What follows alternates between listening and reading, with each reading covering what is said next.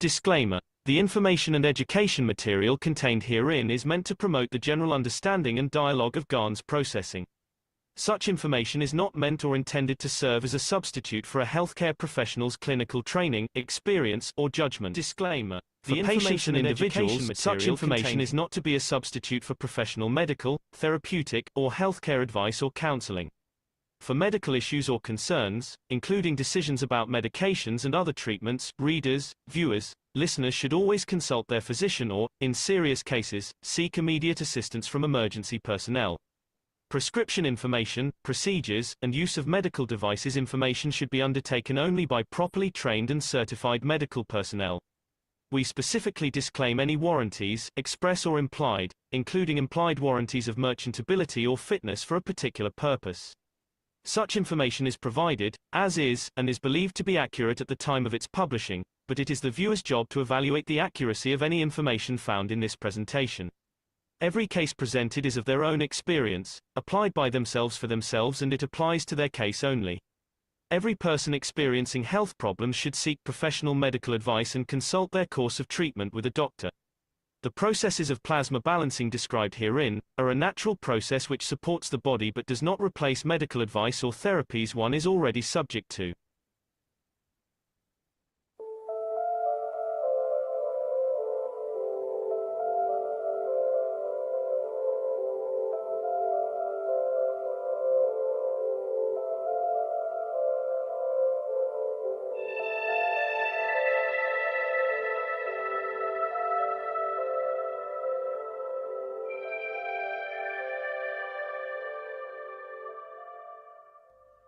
It's time for change to move into the real work of the universe.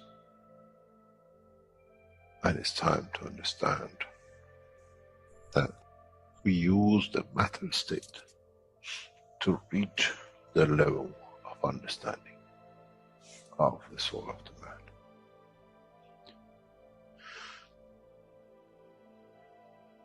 Now you understand maybe why the Creator has sent His messengers in the name of whatever you have had. Is that they bring the ears, that it can be used when the time of the Messiah comes. They can teach the soul and the message, not to oppose, but by them understanding through those who have become messiahs to give from their souls to these to elevate, the job is made easy. The school is there and the students are devotedly there. Then there won't be any fight between what they call the Muslims and the Christians. The lamb and the lion will eat and sleep in the same nest. The Christians and the Muslims will sleep and pray in the mosque and in the same church in the name of their souls, not in the name of religion that is used to create so much conflict for the benefit of those who were the hyperactive children. The time has come, the time of change is here. And as I said, my wish is my command. If it's your wish to see peace, the path of peace is laid very clearly. It's the soul of the collective awareness by giving will create that position of change. No other thing. There is no pen in the soul of the man. And I'm sure once you go into the universal community, you will never see anything written but the balance of the fields of the soul of the existence. Try to be humble enough not to demand you possess. Otherwise, you'll fall in the same path of the church and the mosque.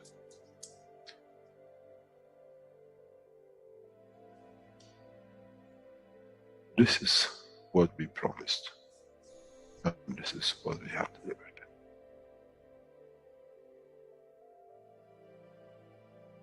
We have to understand the operation of the soul, and we have to understand the soul of the man is a star in the cosmos of the universe.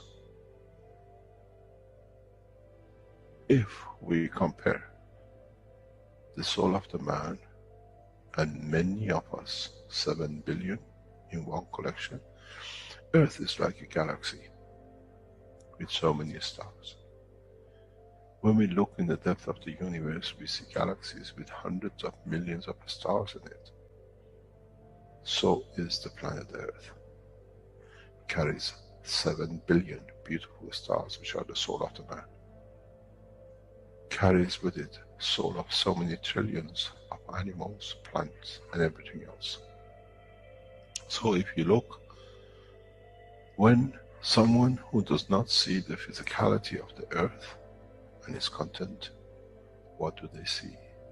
They see a galaxy with so many beautiful lights shining, each one according to their strength, each one according to their position.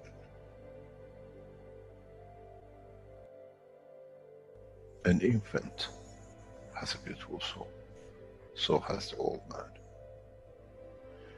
To those who do not see the physical dimension of this planet, but they see the strength of the field, we are clusters of stars. The human race, every single soul, no one from a distance sees that's the soul of a fisherman, that's the soul of the cosmologist, that's the soul of the president. They all shine irrespective of the physicality. This is the magic.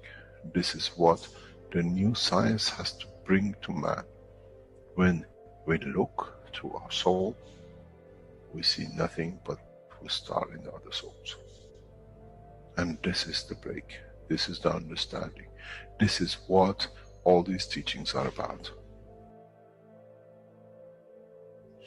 Coming to mature to the next level, to understand in the deep space,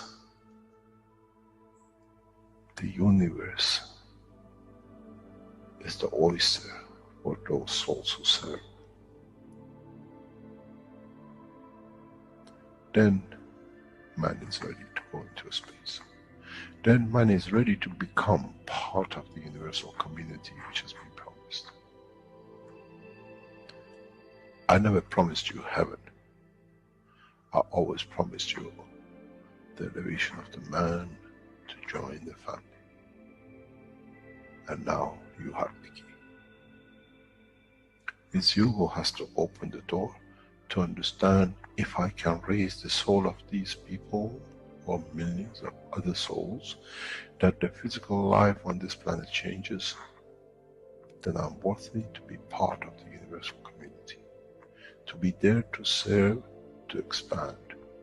To be there, to be part, that in the cycle of life of universe, I become, in being part, I become part of the totality.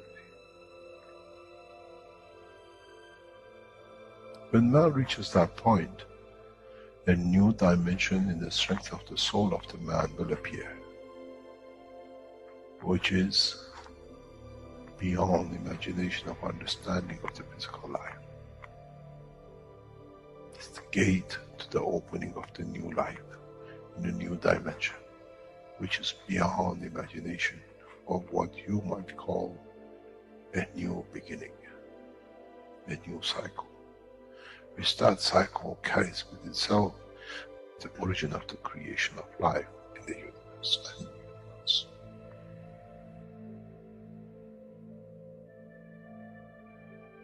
It's the elevation of the soul to serve become the key, not a throne of the physical life.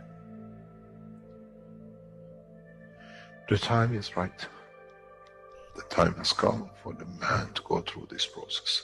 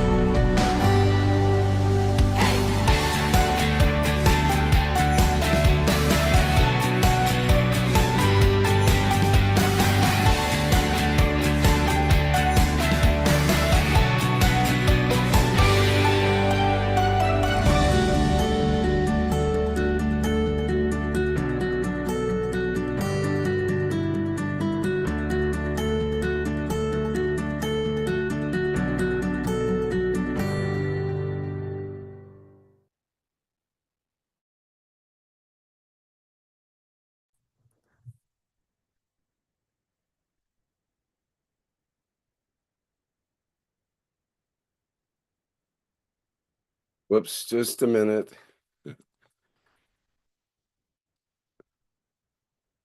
Sorry about that. That was a previous recording that I already had set up.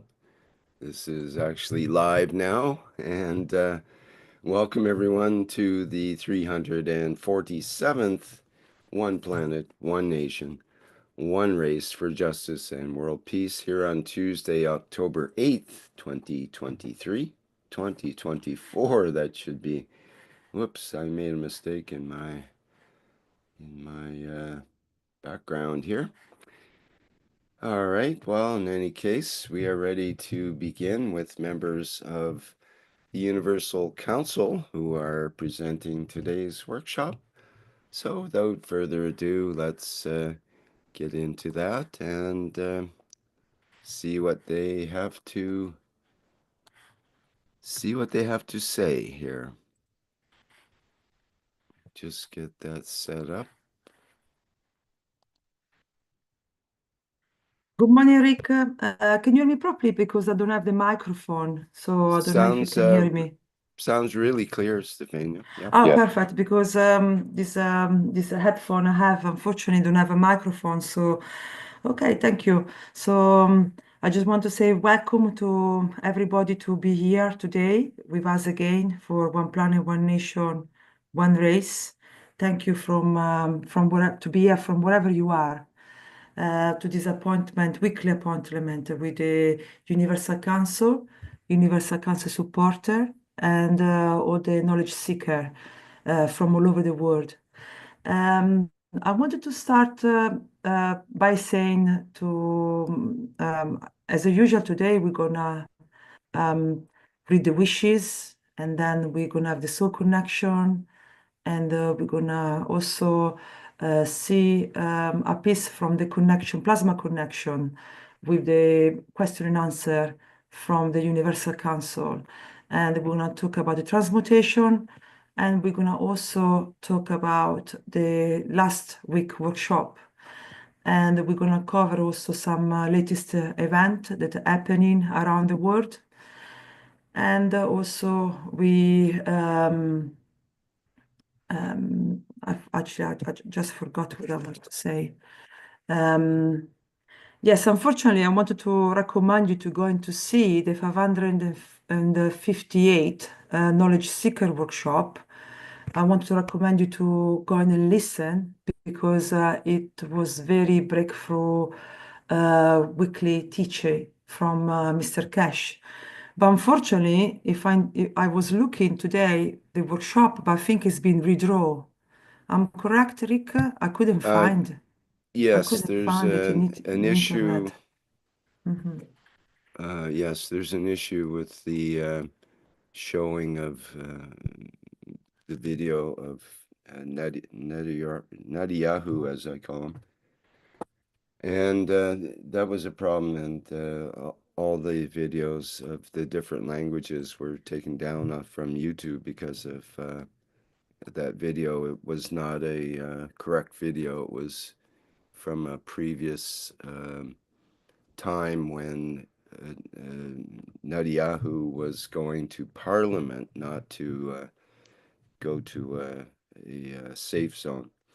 So it was misnamed video, and it actually was popular enough, or it caused such a ruckus that it showed up on some of the news channels as a news event, that this video was misnamed.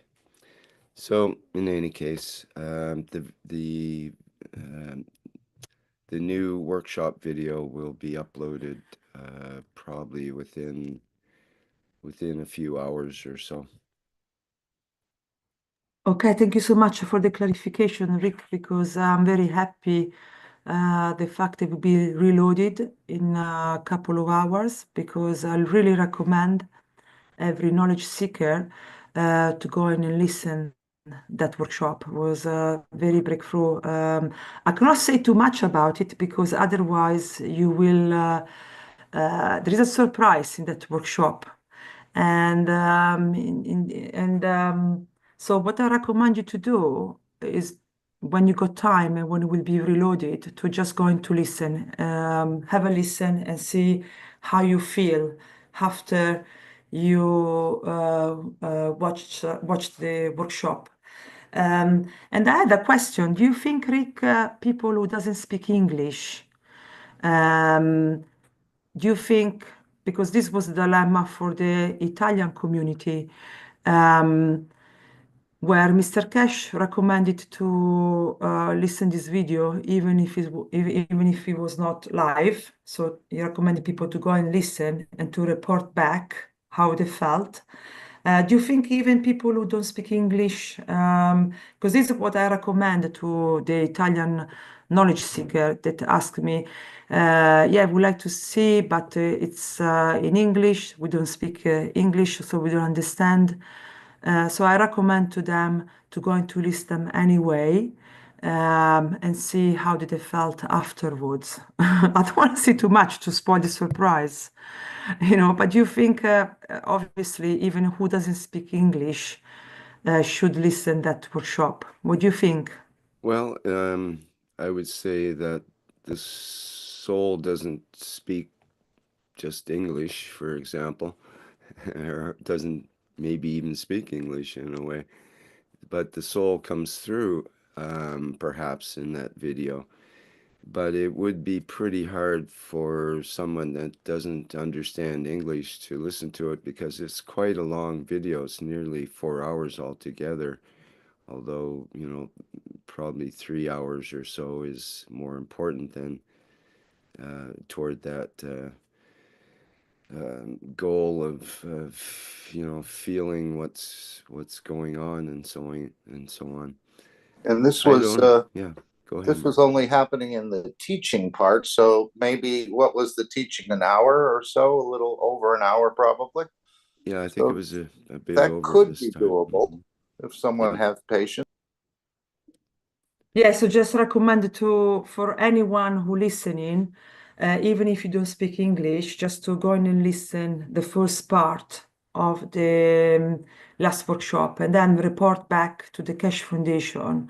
I think the email address was info at cash.foundation. Is that one where people have to report back Yes. how they felt? Yes, that's Yeah. correct.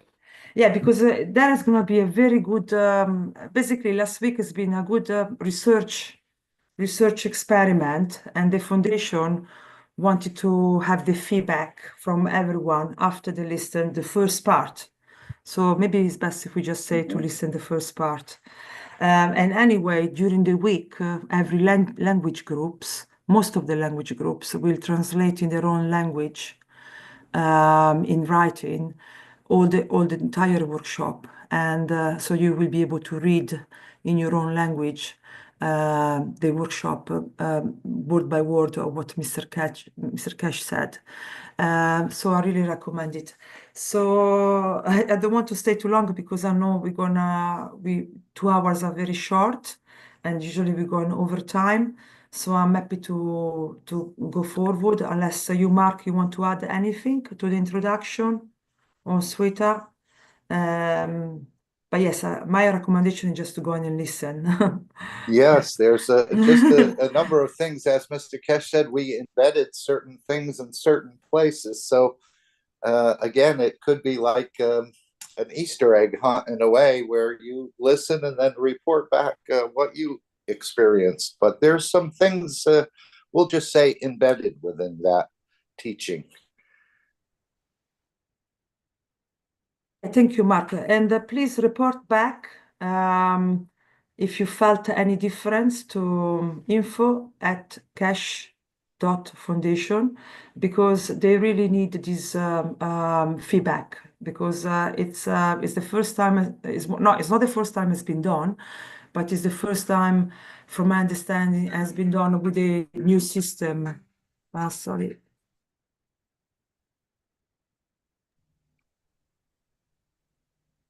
Hello, it's Dean here. I'd just like to say, carrying on from what Stefania was saying and Mark was saying.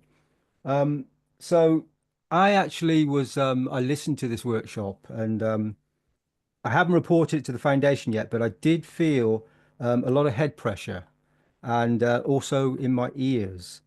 And then it was like a sudden sort of release of the pressure from the brain and the ears. And then there are many events going on around the house that all seem to be unusual. Many different things were going on. And I definitely felt like something shifted. There was an energy release, or something moved.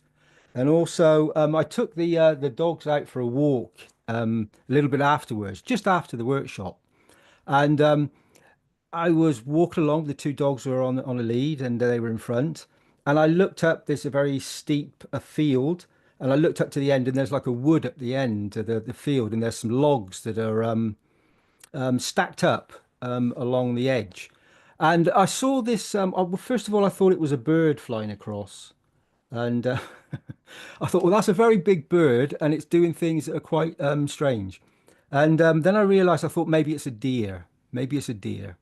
And then I suddenly thought, no, that's impossibility because the bank was in one position, then the logs, then above the logs. And remember, I'm sort of like, I don't know, 400, 500 meters down below this, looking up. And so the actual, when you look up at it, the actual the viewpoint would have been that these animals or deers would have been in the middle of the trees, high up in the branches, which didn't quite work. So I saw like these the others running back and forward. It seemed to be quite quickly, and it was unusual. And it was part of something that I experienced. And I just thought I'd let the foundation through this channel know this. Okay, so Stefania, have you finished? Would you like to say anything else for the welcome? No? Okay. So I'm going to continue on now with something that we see the next on the screen. So this is the emotions in the soul, and always be aware of the strength of the emotions. And funny enough, obviously I was going to give this teaching, and just before I was came live today, I was in a situation where my emotions rose up because I was trying to log into something. It was very difficult, and it caused it caused the emotions to well up. So it was the same with the emotions of the soul, and when you give these teachings, how they directly connect to us and our soul intentions and what we're experiencing. So I'm going to read now from, you can see on this slide, emotions and the soul. Okay. Man has to start learning that the strength of his emotion, the filtering, is the only thing you can do and nothing else. So that filtering process that each of us experience, sometimes we're not aware of it. And sometimes it comes and it's very poignant, and it's very positioned right in front of you. And sometimes you think, I don't want this at the moment, so you just push it to the side. And that's like a filtering process. So you can do nothing else. So the only path for the man is the transition time. And that's that transition moment, that time. If we go by Earth transition, it may take a lifetime, it may take a moment. But when you understand the knowledge of what we've been speaking about across the platforms and the knowledge that Mr. Keshe has spoken about, there is no time outside of planet Earth. So that transition time is a position that we feel in our environment when we are linked to it on planet Earth. So there is transition in space with what you call emotion. So let us communicate and interact and shorten the transition point between the soul and physicality. And I think that's the key position here, is being able to open the plasma, open yourself, and let the soul interact with the physicality. It's instantaneous. It's zero-time communication. However, as I explained earlier, sometimes we don't allow it. We stay in the physical form, and we sometimes don't listen to the soul, which is instant, and it is always present with us and always communicating in each and every moment. So what does that mean? Try not to look at the emotion, which is completely opposite to what we would imagine it to be. We've all been saying it's the emotion. We need to, deal with the emotion. And Mr. Keshe is saying here, try not to look at the emotion. It's not important to categorize our emotions. Just be aware where the fields of the emotion will create reactions in physicality and the soul. I think I just explained that in some of the things I've just said, where the emotion is created in a reaction in the physicality, but the soul's already aware of it. It knows many steps ahead what's going to happen. So it just views. It doesn't judge, but it's always present. We need to understand that there is a wide spectrum of different emotions, that there is jealousy, that there is anger, that there is regret, that there is a trauma, that there is joy, that there is happiness, and that there is fun.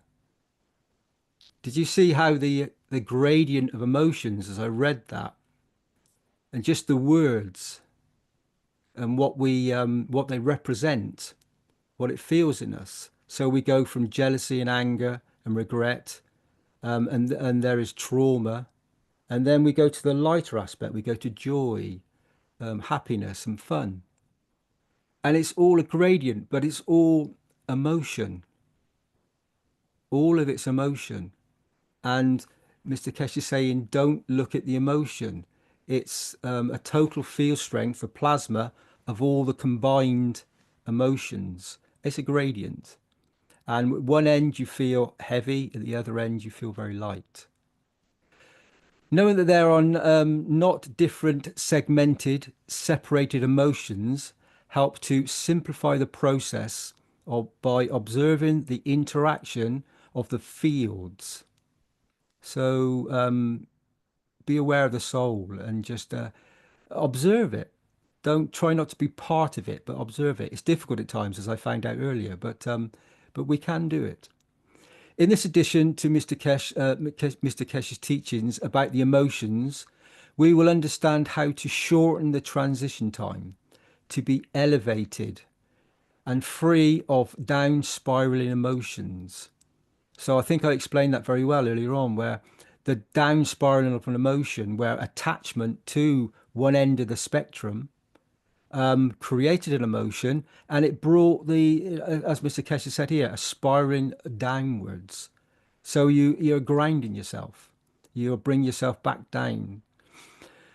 So when the emotions come up for you in everyday life, stop analyzing. And many people do this. I know this. I've seen many people that come to see me for various things, and they all analyze everything. This is happening to me for whatever reason, and this, and this, and we constantly analyze everything we do.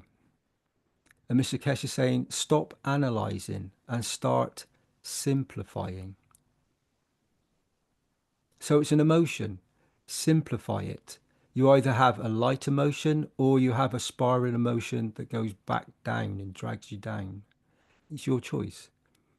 By simplifying, I mean instead of seeing a wide range of different emotions, view it as a wide range of this single emotion with two sides to it. Let's say the upward end and the downward end of the spectrum. So as I explained earlier, so the emotion now is, instead of all these different emotions of the traumas and the anger and jealousy, even the happiness and the fun, the joy, it's an emotion. So when we learn to interact with that emotion and stay in a lighter field, come away from the emotion and view it. Don't be part of it.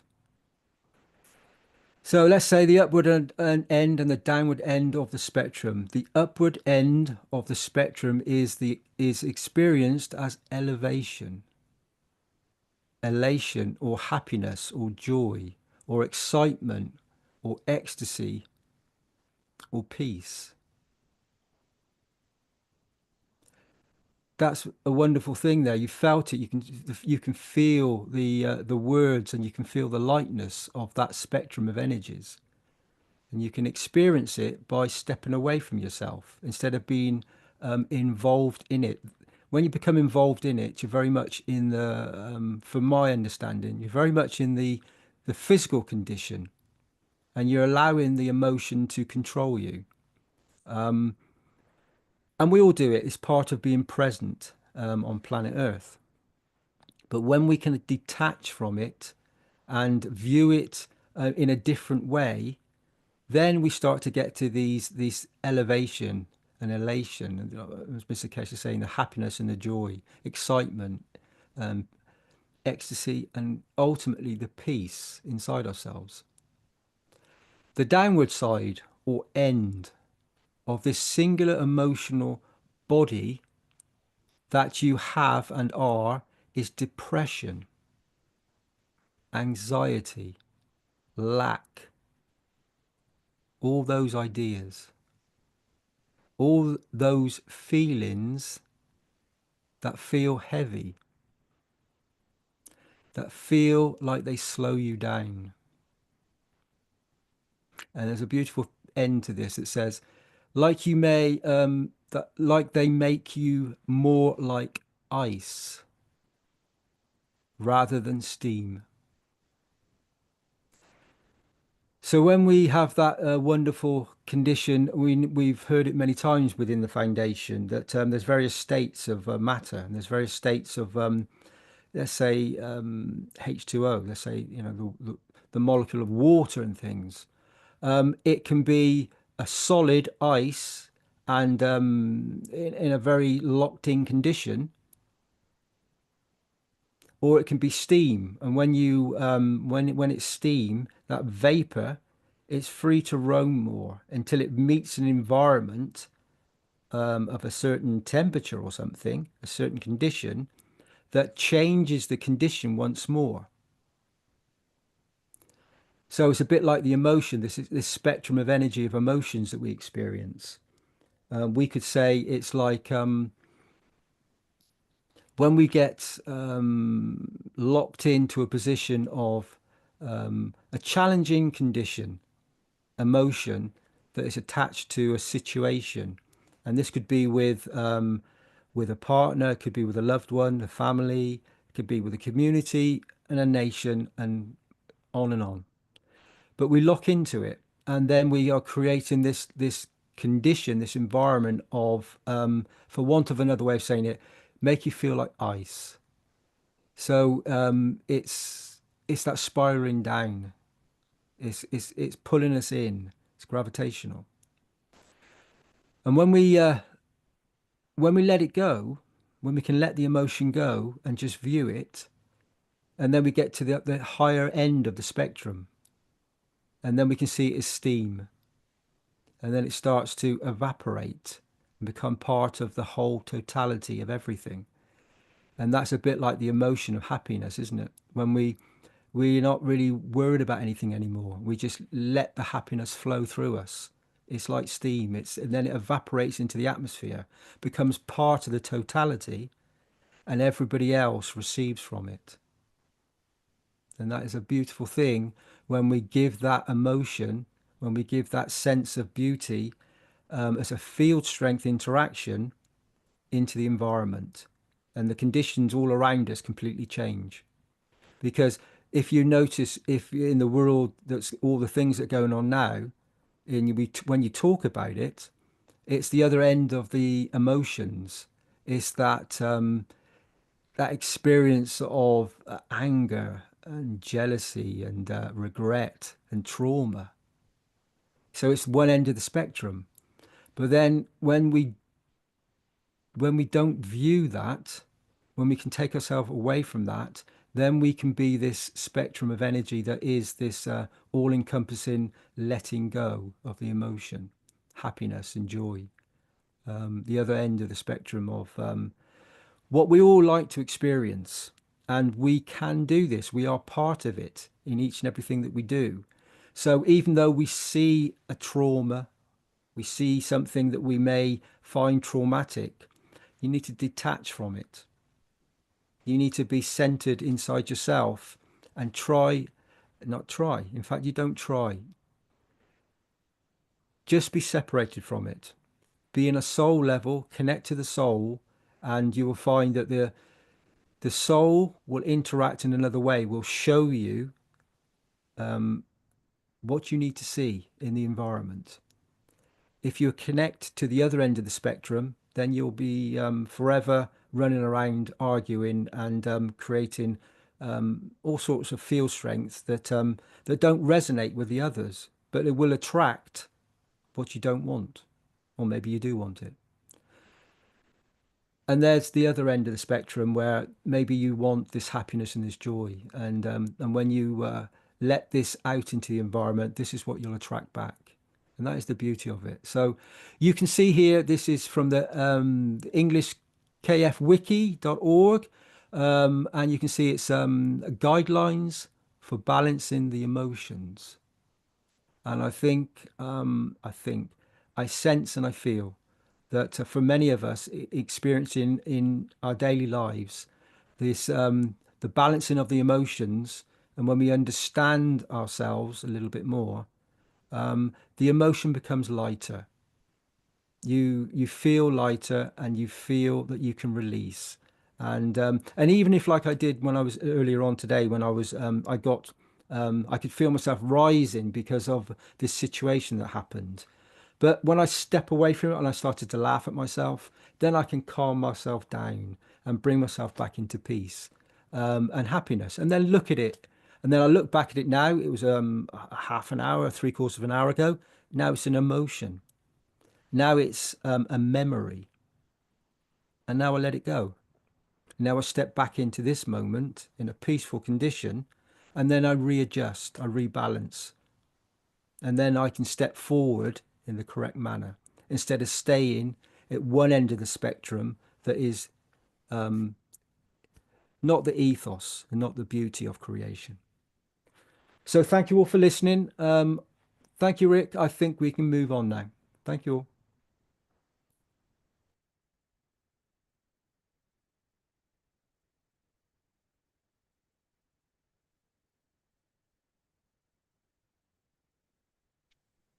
Hello, it's Mehran's UC Farsi language, UCS Farsi language. We, the Universal Council and the Universal Council support, give freely from our souls to all political, economical, religious, and media leaders to choose the path of peace. We are present.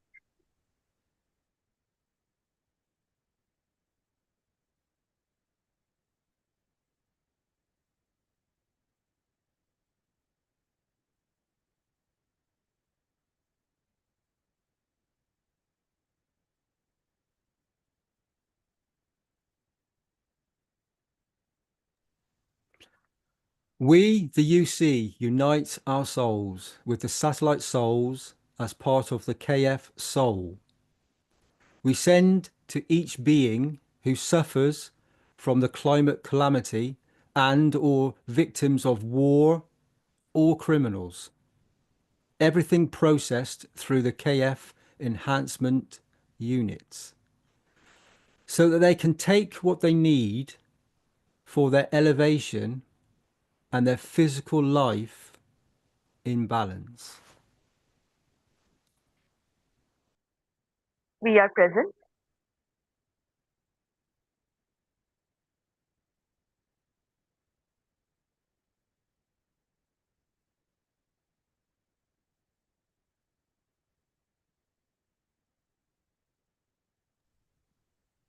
I can read this one as well. So we, the Universal Council, wish that mankind trust in the unique KF technology for elevation of all souls on earth.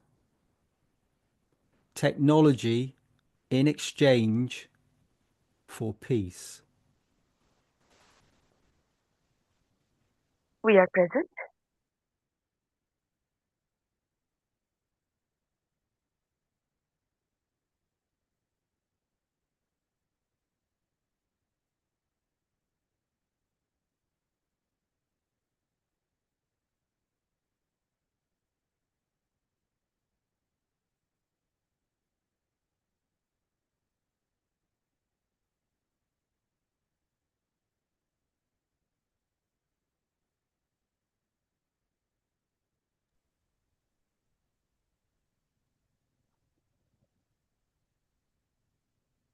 So I think we can move on to the next bit now. We just waited, was in that moment, just giving a field strength to those beautiful wishes that have been put forward by the Universal Council members and support members. And we thank you.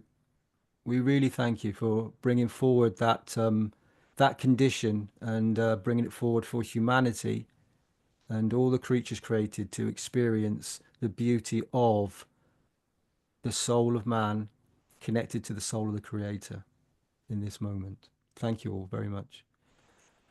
So in this, we're going to move on to this next slide now. Rick, I can't see anything on the screen, so I don't know if you're following this, because on my screen, I'm not seeing anything at the moment. So we're going to move on to this slide, which is join the soul of the man with the soul of physicality by speaking these words in this moment. And I've done this, and I think many knowledge seekers have seen this before. And I had many experiences when I started doing this to myself, speaking with my soul. Every morning that I woke up, the first thing I thought, literally the first thing, well, not without even thinking, I would say it to myself. Not always physically saying it, but within the structure of my thoughts. And then I would do the same in the evenings before I went soul traveling. I would say the same thing. I would contact my soul, and I would say this. I would connect with my soul, and it has brought me many beautiful things, and the soul has showed me many, many beautiful gifts. Being part of this very moment, and being part of the foundation and the Universal Council. Being aware of it and coming to know it as a soul, and then sharing this knowledge with whomever is present, that can experience it in this moment. It is a joy and it's a beauty to be able to do this. And so the words that I would speak is, I love you, my soul. I live you and I love with you and I adore you. And I started speaking this on a regular basis, and a field strength built up, and many wonderful, beautiful things started to happen in my world, in my reality, in and around my presence that I was present with myself. So the soul gave back to me in many, many different ways, and I can't explain them all here right now, but they were extraordinary, and they continue to be. And I know that if you contact and are present with your soul on a regular basis, then you start to attain a field strength that gathers and goes out a bit like the happiness, a bit like the mist, a bit like the steam. It disperses into the atmosphere, disperses into the cosmos, into the collective consciousness, into the field strength of creation.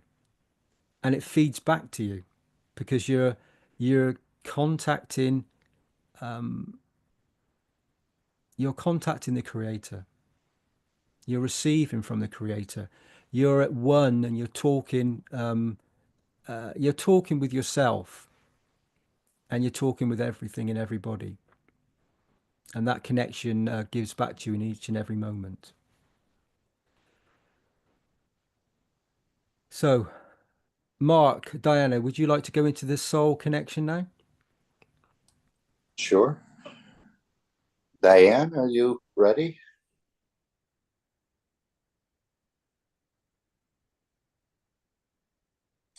Yep.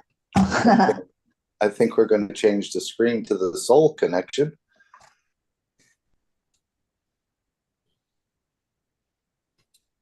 And of course, this is what Mr. Keshe has been leading to, I think, in all these teachings, using the matter state to reach the level of understanding of the soul of the man, which we never knew about. This little star that sits within, and it's literally a star that's been in some sort of process shrunken down to a few microns perhaps, and it's sitting in the center of your brain. We never realized we had such power and capabilities within our own structure. Again, this has been systematically hidden from the man, even by the religions. This is one thing they didn't want you to find out about. And I think Diane is finding out, we're all finding out more about our soul and our connection, because she's been on the silent line of more or less on the silent line. I know those connections are being reestablished, but sometimes when you're a little more silent, you can actually hear the voice of your soul. We calm the physicality down, and I'm not saying that's what happened to Diane. I don't know the circumstances, but I know she's recovering. But this new toy, in a way, this new capability of as Mr. Keshe said, we're opening this mystery of the matter state of the entity to its energies. And most of those energies are located within the soul of the man, which is located within the brain of the man. And so this is the new toy I'm referring to. We never knew we had it, but we're using it all the time, it seems. We're using it to transmute fields to feed ourselves. We're using it to transmute fields for communication between each other. We call that zero-time communication. We're using it to bring wellness to ourselves, and we're using it for travel and other purposes. I don't think Mr. Keshe has fully opened up this understanding, but it's for you to find that soul connection. And, you know, we talk about uniting the souls, but we know that all the souls are already connected. It's us who just has to accept that understanding. I think every atom has a line of connection to every other atom, whether it's from the Earth to the moon, you to the Mars, or whatever. It's all connected in this sort of plasmatic, magnetic field line connections. They may not always be open, but we're always there. And we're always connected to one another, just the way I feel I'm connected to Diane and want to elevate her and see her make that full recovery. Diane, you've been probably exploring more on this silent line of connection or soul connection. Is there anything you wanted to share? I know you're working in the background to reestablish everything, and this is very much possible. And but sometimes when you're quiet, other attributes of your capabilities or your capacity seem to open up. I don't know if that's what you're going through now, but and I know you're having difficulty communicating in the matter state through the voice, but you're not having difficulty connecting through the soul. I feel your soul. I feel the other souls as well. And as I said, we're already all connected. It's just a matter of us to acknowledge this. And of course, as Mr. Keshe said in the last workshop, many people, for mentioning this term soul, I know they don't use it in the universe, they use the center. It's kind of a taboo topic. Maybe if I was wearing a frock, you'd accept it more. But as we know, we don't have to hide behind a beard or a frock. We're actually coming out to this open knowledge to everyone to understand their really their center of energy in so many ways, and the center of creation, where the soul was started by the physicality and the soul of physicality, but then it went on to complete your creation. So the soul has actually created you, and the soul can do miraculous things. More than miraculous, it's actually the work of the soul. And Diane, would you like to come in and just maybe we can hear your voice? I know you've made a speedy recovery coming out of the hospital and the medical services, and now you've sort of taken that up, and you're in a way working with the Keshe Foundation and working with your own soul in a way to bring wellness back, or to bring those connections back. So Diane, feel free, if you'd like to voice anything is fine, whatever you'd like to share with us, even if it's just a few sounds. We know you're there. Thank you. Connected. Yes. Thank you. I don't really know what you're talking about, like in the feeling. I'm learning about my soul, but slowly. We all I love you. I love all of you guys. I don't know what to say. Okay, well, I think you'll be doing the soul connection and many other things, and we will see another beautiful testimony come into the testimonial meetings. But these, again, it's the work of the souls that we haven't been aware of, and now we're becoming more aware of. And it's not such a taboo term for me, because I understand some of the capabilities and some of the functions of the soul of the man. And as we know, everything has a soul, and if we work at it, we can connect right across the board. We can even elevate our own structure or our own soul into a more mature position. And this is part of this whole process of going step by step, and it's opening up to more and more people. And as I said, the transmutation is also part of the work of the soul, where you don't need the aircraft or any sort of trains or travel mechanisms, where you can actually move your physicality. But it's not only about that. It's, as I said, it's also about feeding and communication and wellness and travel. So there's a lot of facets, and we're just learning about this soul connection. And we do take a few minutes here. I think we're going to take a couple minutes. Rick, if you'd like to keep the time. So in a way, we're just going to switch, even though you're operating in both of these dimensions at the same time, or you can be in either dimension at the same time. But we're going to open up this channel and just reaffirm our connection to one another. And also part of this is creating the dome of peace. Peace within yourself. I think this is where it starts, and then peace manifested or exuding out of you to others across the neighborhood, across the city, across the planet, and then across the universe. And we know all the souls are connected. It's just our physicality has, in a way, limited us because we're so physical. But now we're working in this energy dimension, this sort of chameleons type of structure that's been created, where we have the capability of working in the physicality, which we're quite good at, but also now we're opening up this other dimension of energy, which we never knew we had. We called it a dream, we called it a coincidence, but it's actually, or maybe you've been driving down the street and you avoided an accident. You said, wow, good thing I was paying attention. Well, the soul is paying attention all the time. A lot of these things we attribute to the work of our physicality or the soul of physicality, but in essence, it's actually the work of the soul. And we've heard many of these things. But Diane, anything else you'd like to share here? I don't think so. Oh, I thank you. Your words are getting beautiful and closer together, and I feel your emotion as well. Thank you. So if we can just take maybe 2.5 minutes, Rick, are you going to be able to keep the time on this? Sure, yeah. And we'll just, again, expand our souls, share our souls with the world leaders, the religious leaders, or even someone in your own family or in a war zone or a disaster zone. This is where the connection of the souls can make the difference. And again, we don't always see the completion of this work or what it does in the physicality, but we trust that the soul is working, and we know our position is to give and to serve the others. So let's just slowly sort of ease into it, or you can make that rapid switch, just the way you turn on the light.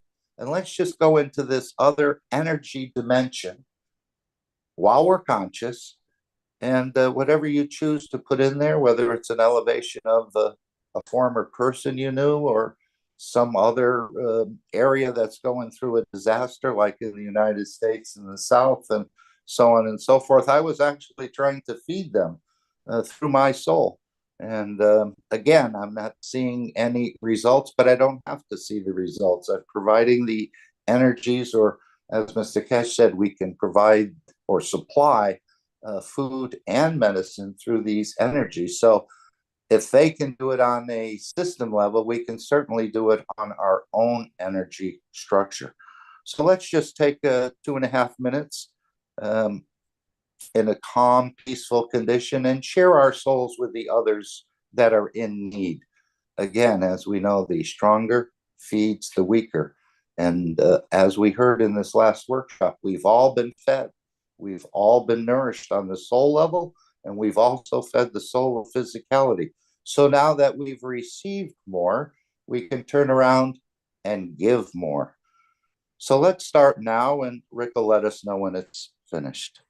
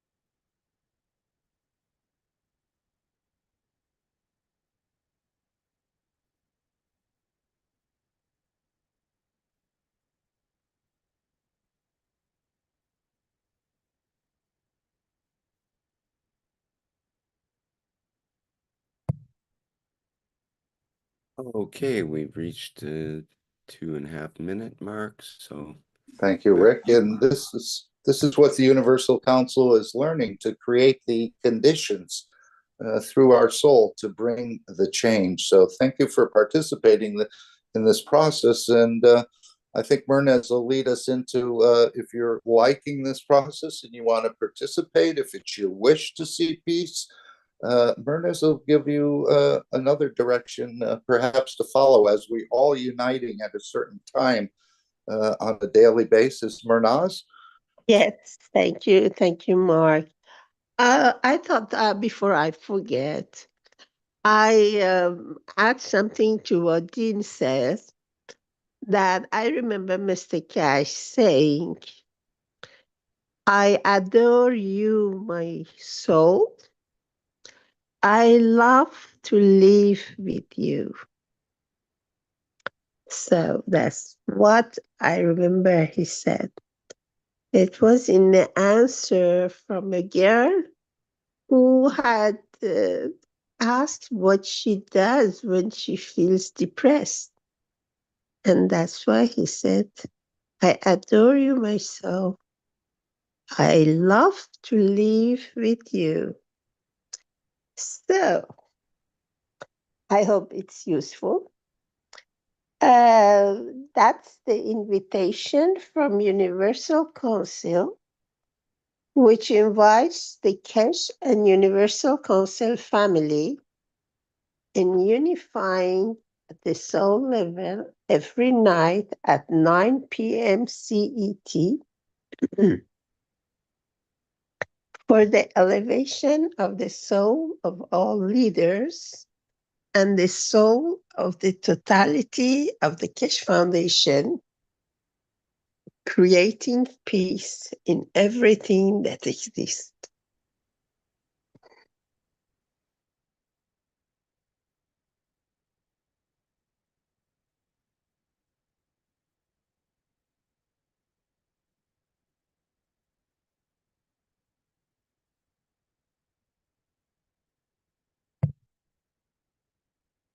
Okay, thank you, Marinez.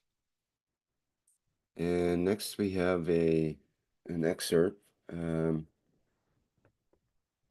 from the conversation with Claudia and Marie with the questions and answers with the Universal Council. And just let me get that set up here. And this is a new session from, I think it's the 5th of October, last Saturday. And so we start on question 1 in this case. Okay, let me just share that properly.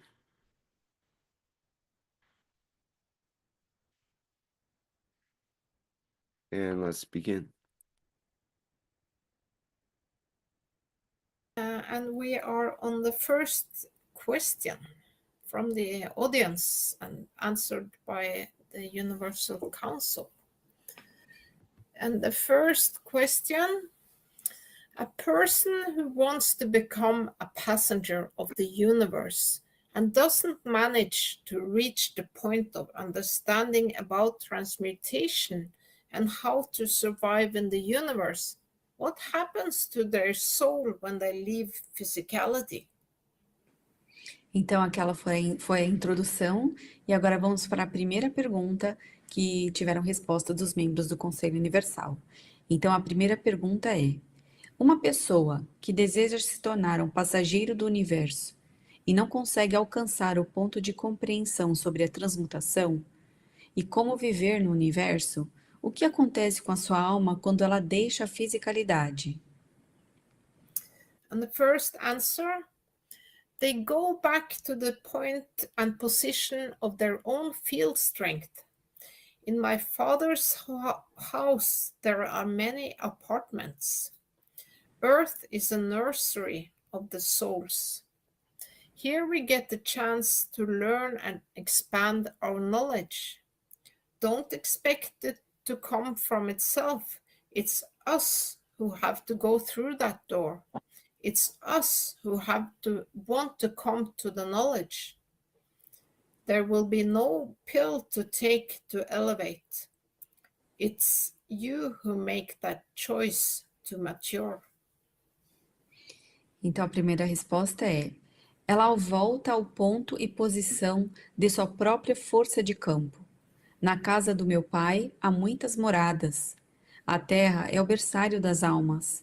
Aqui temos a chance de aprender e expandir nosso conhecimento. Não espere que isso aconteça por si só. Somos todos que temos de atravessar esta porta. Somos nós que temos de querer buscar o conhecimento. Não haverá uma pílula para tomar e se elevar. É você que faz a escolha de amadurecer. And there is another answer. It's what happening to any departing soul on earth. At the point of departure, your soul is attracted to the point in creation which matches your field strength to your soul. Like magnets on a table move when they are attracted to each other. That's why it's important to live your life on planet Earth according to the ethos of Mitra and the universe, by thinking, speaking, and acting good, adding field strength to your soul. Então, é o que acontece com qualquer alma que parte da Terra. No momento da partida, sua alma é atraída para o ponto na criação, que corresponde à força de campo da sua alma. Assim como ímãs em uma mesa se movem quando são atraídos um pelo outro. Por isso é importante viver sua vida no planeta Terra de acordo com o ethos de Mitra e do universo, pensando, falando e fazendo o bem, acrescentando força de campo à sua alma. And there's another answer. We are all energy and we are connected.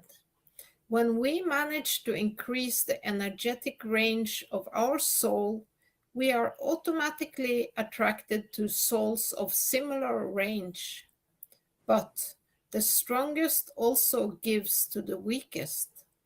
Therefore, the search is to achieve that more souls rise and thus be able to help the others to sign part of the main soul, the soul of the Creator. But it definitely happens when this soul focuses on living according to the ethos of the Creator, thinking, speaking, and doing good to each being. By being equal, we help each other as one. Somos todos energia e estamos conectados. Quando conseguimos aumentar o alcance energético de nossa alma, somos automaticamente atraídos para almas de alcance semelhante. Mas o mais forte também dá ao mais fraco. Portanto, a busca é fazer com que mais almas se elevem e assim ser capazes de ajudar as outras a assinarem parte da alma principal, a alma do Criador. Mas isso definitivamente acontece quando essa alma se concentra em viver de acordo com o ethos do Criador, que é pensando, falando e fazendo bem para cada ser. Ao sermos iguais, ajudamos-nos uns aos outros como um só. And there is another answer. From my understanding, at the moment of departure, you will be repelled from the fields of the earth and at the same time attracted to the fields of the source. Depending on your conduct, the new position will determine with you your twin star, or you will be able to decide where to go next. De acordo com o meu entendimento, no momento da partida você será repelido dos campos da Terra e ao mesmo tempo atraídos para o campo da fonte. Dependendo da sua conduta, a nova posição determinará se você estará como uma estrela gêmea ou você poderá decidir para onde ir em seguida. So then we are on the second question. In my understanding,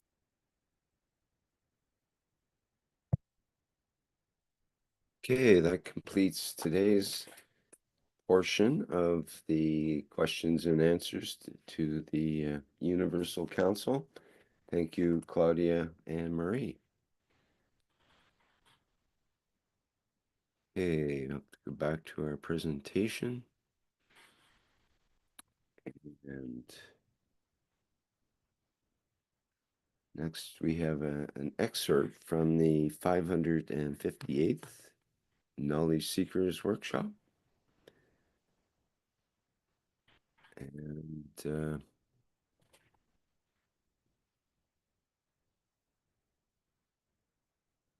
I'll play that now. So let me get that teed up.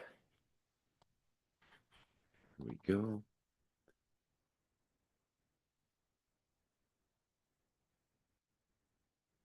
Okay, this is at the beginning of the workshop when Mr. Keshe started his screen sharing.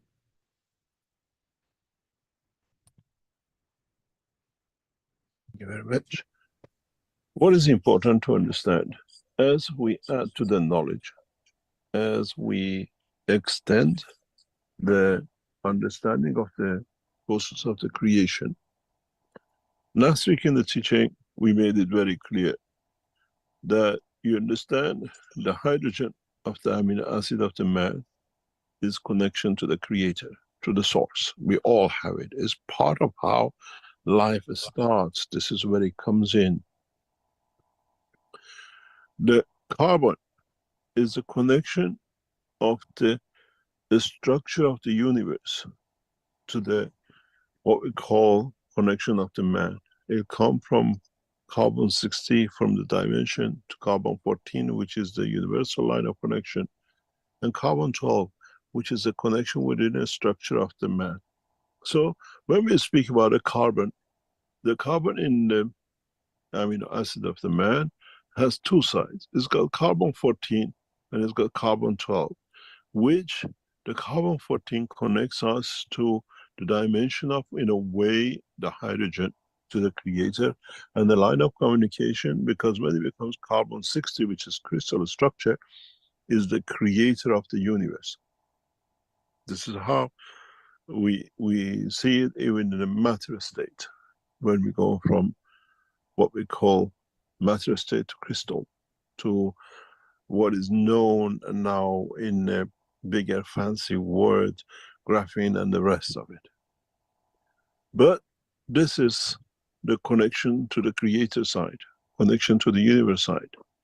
The other side, which is the oxygen and the nitrogen of the Kohen, is to do the physical life. There is some connection in the background we can hear. This is connected to the earth, to the physical side of the life, where we connect to the what we call on the oxygen side to gravitational inertia of the gaseous of the planet and the liquid, and with the nitrogen side, as we explained, if you do 4 times what we call 14, brings you to the inertia of the matter state, which is the iron. So this way we're connected to the inertia of the creator with the line of connection. This way we are connected to the line of inertia of the universe. And the other side sits together. This is important for you to understand, because this solves a very big problem for you knowledge seekers, and what the humanity has been waiting for, trying to understand for centuries and decades and millions of years. And that is, when you're conceived in the womb of the mother, when the first cell is created for an apple or a stone, in a way, because a stone has its own amino acid. The way we conceive a child and creates a man, a body, or an animal in an egg, stones have the same structure, but through their special way, they are solid state. We don't understand this. We never understood this. Now we understand. But what is important to the whole of this structure, which you got to understand as a human body, as a being, doesn't matter, vertical or horizontal, very easy. As you develop in totality the physicality of the man, you are developing the soul at the same time. And this is the physical part. Then you understand how combination of a life in a physical dimension and the soul are integrated, are part of the same. in the process of creation. We see in the amino acid of the man as a carbon and a nitrogen and oxygen, what we call Mr. Cohen. That's the way it sits. It's a collaboration between the what we call the celestial part, the line to the connection, and to line to the connection of the creator, and then the line connection to the position, time, and place. This side is not variable, it's constant. Does not matter where you go in the universe. This side is time, place, and position dependent. This is why when any of this side changes, you get the green eyes, blue eyes, you get the green skin, yellow skin, you have physical of the stomach and the rest of it or not. But this side, the line to the creator, to the soul of the man, is unchangeable because the source, the essence stays the same. Now you understand man is the creature of two sides, one the universal side and one the physical side. This is why when the what we call the physical life takes over in the dimension of physicality, we are so physical. We eat, we sleep, and the rest of it. And when the field forces on the oxygen side, which is part of the amino acid of the blood of the man, changes in that variation, it allows the what we call universal side to connect to the other side. It's like a filtering. How strong is the current flow, oxygen flow within the blood of the man in conjunction with the nitrogen that allows the filtering to take place or not. This is why when you sleep at night, the other side is open, because there is no filtering to your physical understanding, not necessarily that the universal side is blocked because you're awake. All it does when you awake, when you're conscious, puts that curtain, separation. Is inside our body. We have not managed to create a switch that stays open all the time. Unless we get trained, the way we are trying to train you, the way we're trying to introduce you, how to go from one to another. The word transmutation is meaningless because you are in all the time in transmutation and you're all the time in a physical dimension. And if you understand this, if you understand this process and how the heartbeat of the man changes the rhythm and the rest of it, or at the time when you suddenly have a physical problem and your heart stops and you die, the oxygen, which is the part of the structure of the connection to this planet liquid, and the other part loses its strength, and then voila, the universal part is free.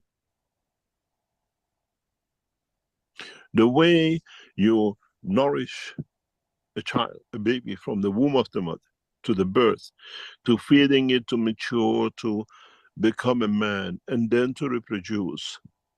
The same process happens at the same time with the other side, with the soul side. You are not nourishing only your physical part. The body of the man, in the same process, at the same time, nourishes the soul side. The baby is born on both sides. So this is why when you breathe, I explain why your nose, the air goes through the nostrils to feed the baby inside, the soul of the man. When we digest food, we eat food, we change the field of the matter in our mouth to gas that the best of is feeds to the soul. So we are not nourishing a man as a physical side. Oh, there is a baby, this. We have to understand we're nourishing a soul as well. They came together, but one takes energy at different level, one takes energy at different level. You consume a piece of a steak, it's amino acid. You digest it, you break it up in your mouth, whatever you do with the enzymes, and then it goes in the digestive system. The hydrogen carbon side feeds the universal side, expands it, strengthens it, and so does the nitrogen and oxygen feed the physical side. So in every bite you take, you're feeding your soul.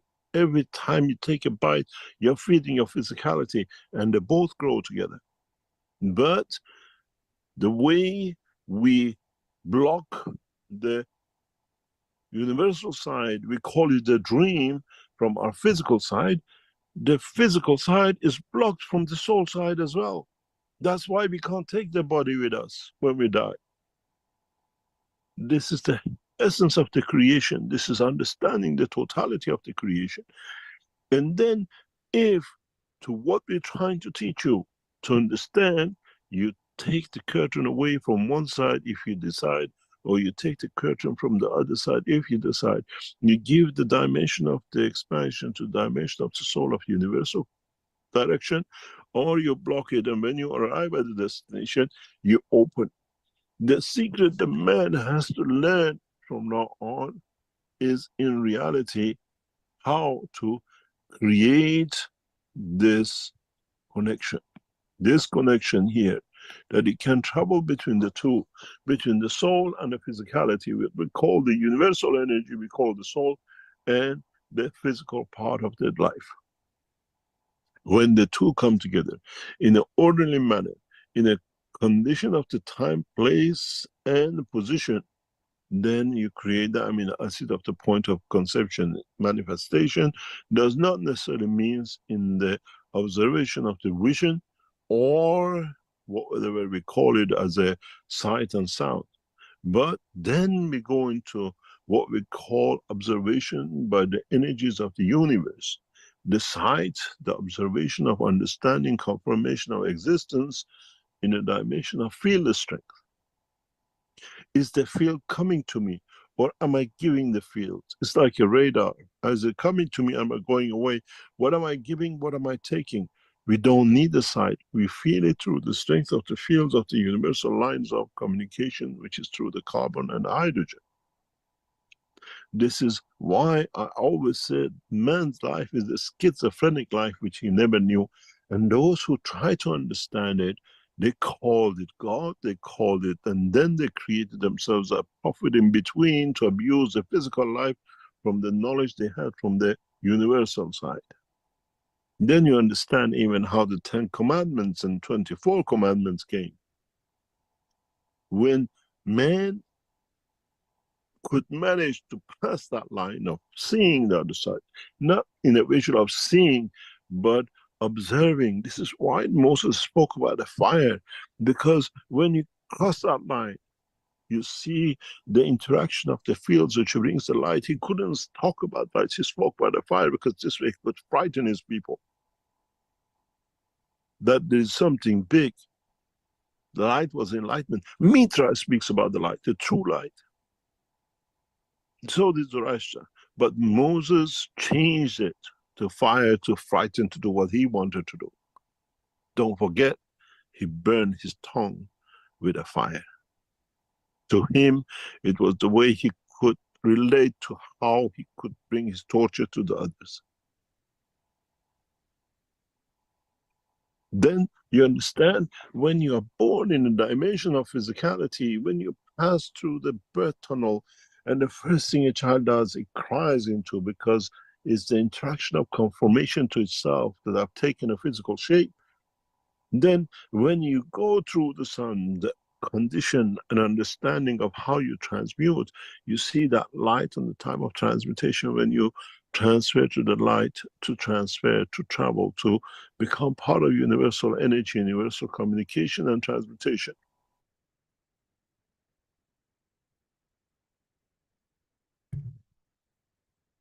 All right. That's our excerpt from the 558th Knowledge Seekers Workshop from last Thursday. And you can have a look at that later on today when we re-upload an edited version. Okay, let's get back to our program here.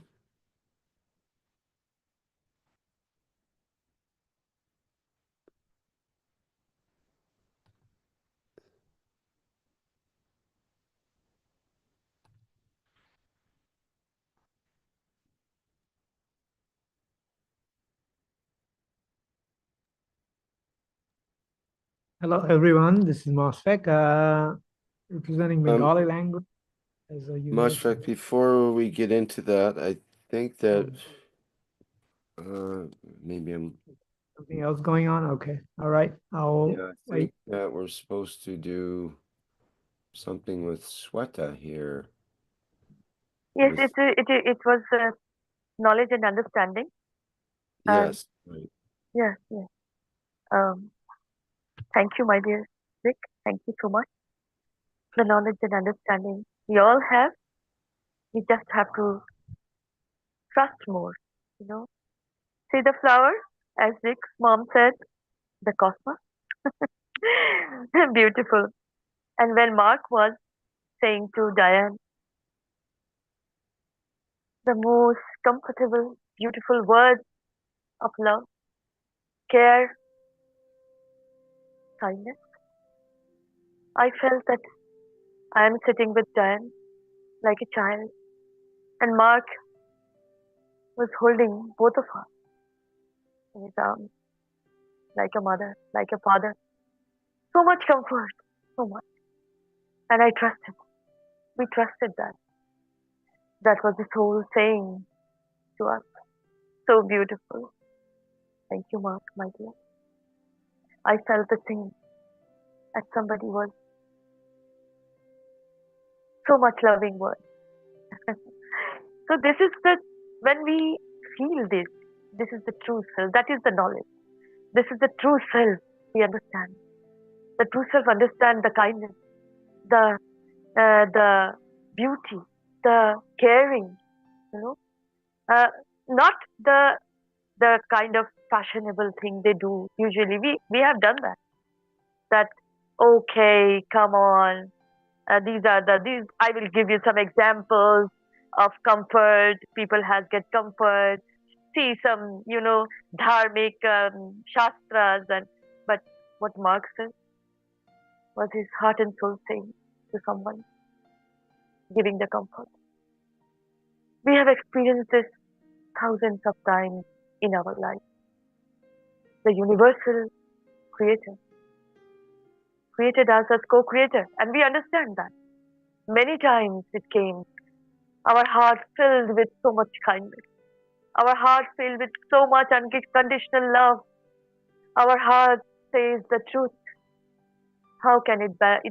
It can be in this chaotic world, I will say. The DNA working always fixed.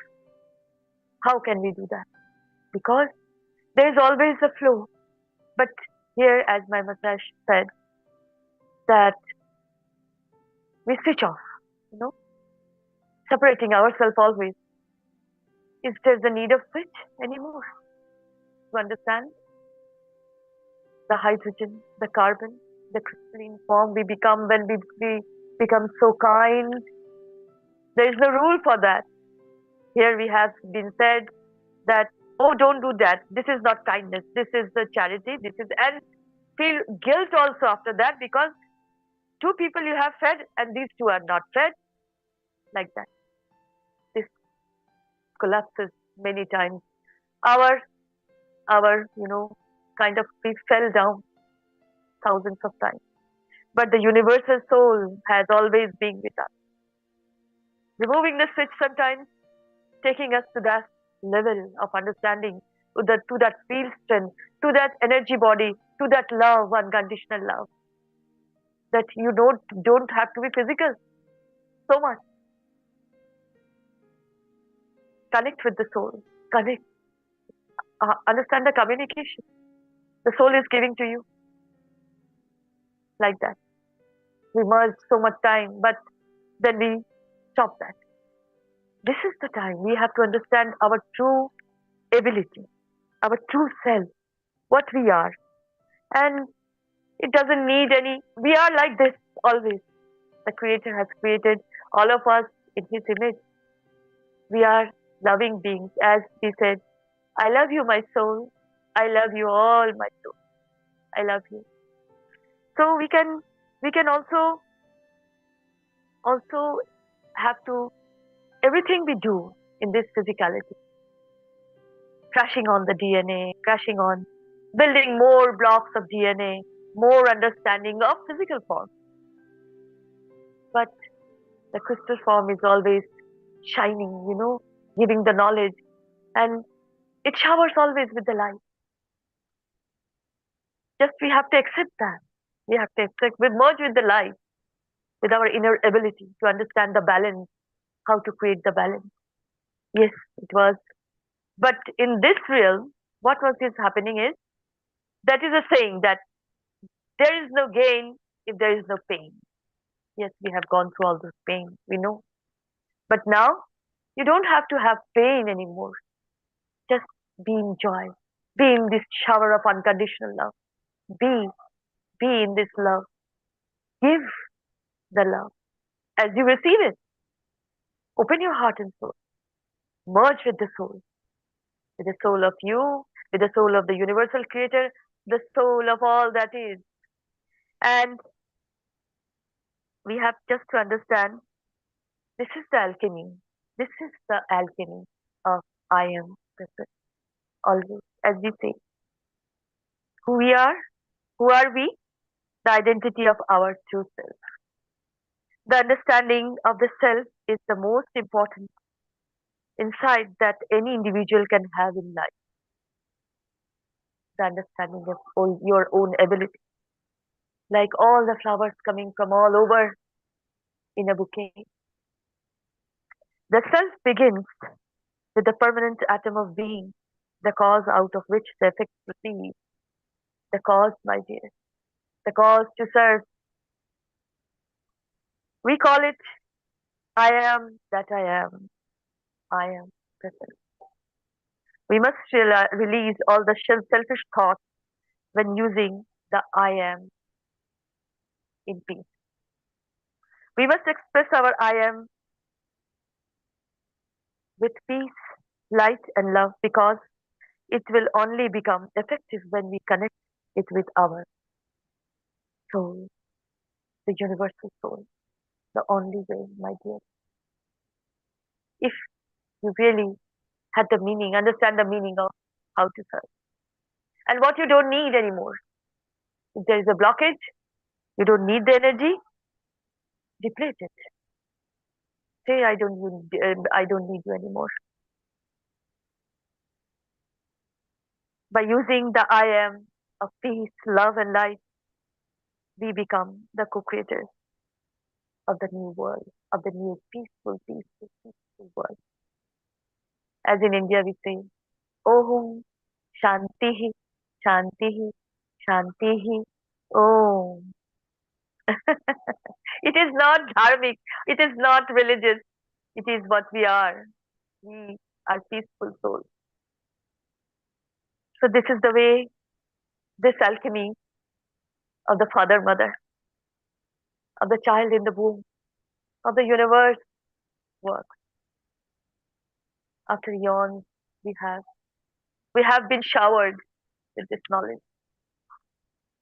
And of course, oh, what can I say? Thank you is a word, but I want to thank you, and thank you to Keshe Foundation. My lovely Keshe Foundation, I love you. Thank you. Thank you so much for listening, my beautiful souls. Thank you so much. Salam, namaste, salut.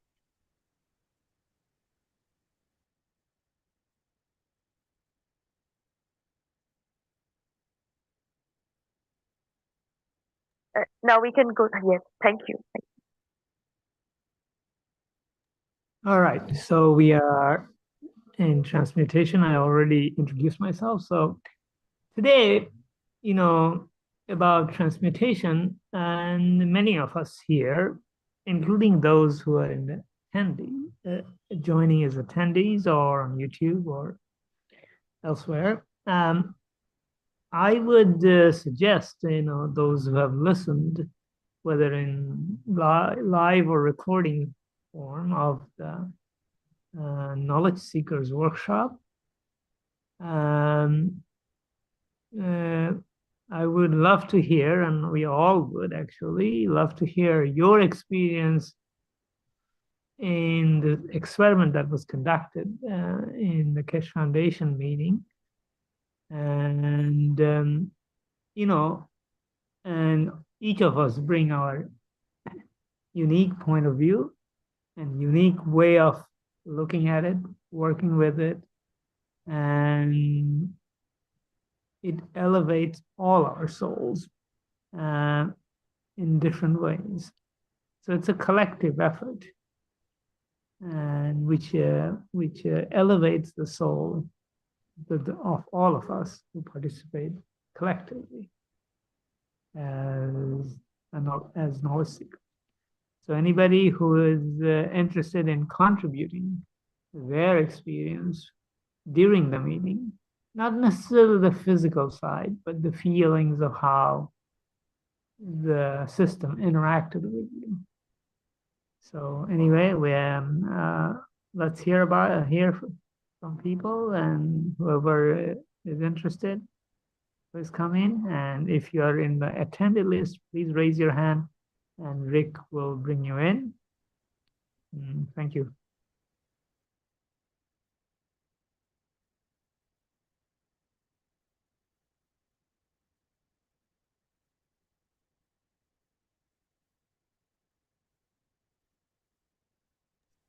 Well, I'd like to share in the 558 test. It was very interesting. I didn't taste the lavender or smell the lavender or taste the garlic or the orange or the banana, but he did say it was embedded in you, and if you accepted it, you could recall it and taste it. And this could happen over the next week or the next couple of weeks, and we'll have some sort of follow-up perhaps to see, but you can also write to the Keshe Foundation. But when he said he withdrew the soul of the system, not your particular soul, but in a way, maybe I misinterpreted that. I sort of felt that the soul was in a way removed, and I just felt like, in a way, a sack of potatoes in the corner. There would be no enlightenment. There would be no expansion. I would just be there, almost like the flowers that you plant. They're called annuals or perennial, I guess. It just comes up once a year, and then it has a short season of life, and then it expires. And yeah, maybe it's produced some seeds, maybe not. But that is the existence of that entity. And I was thinking, wow, this would be a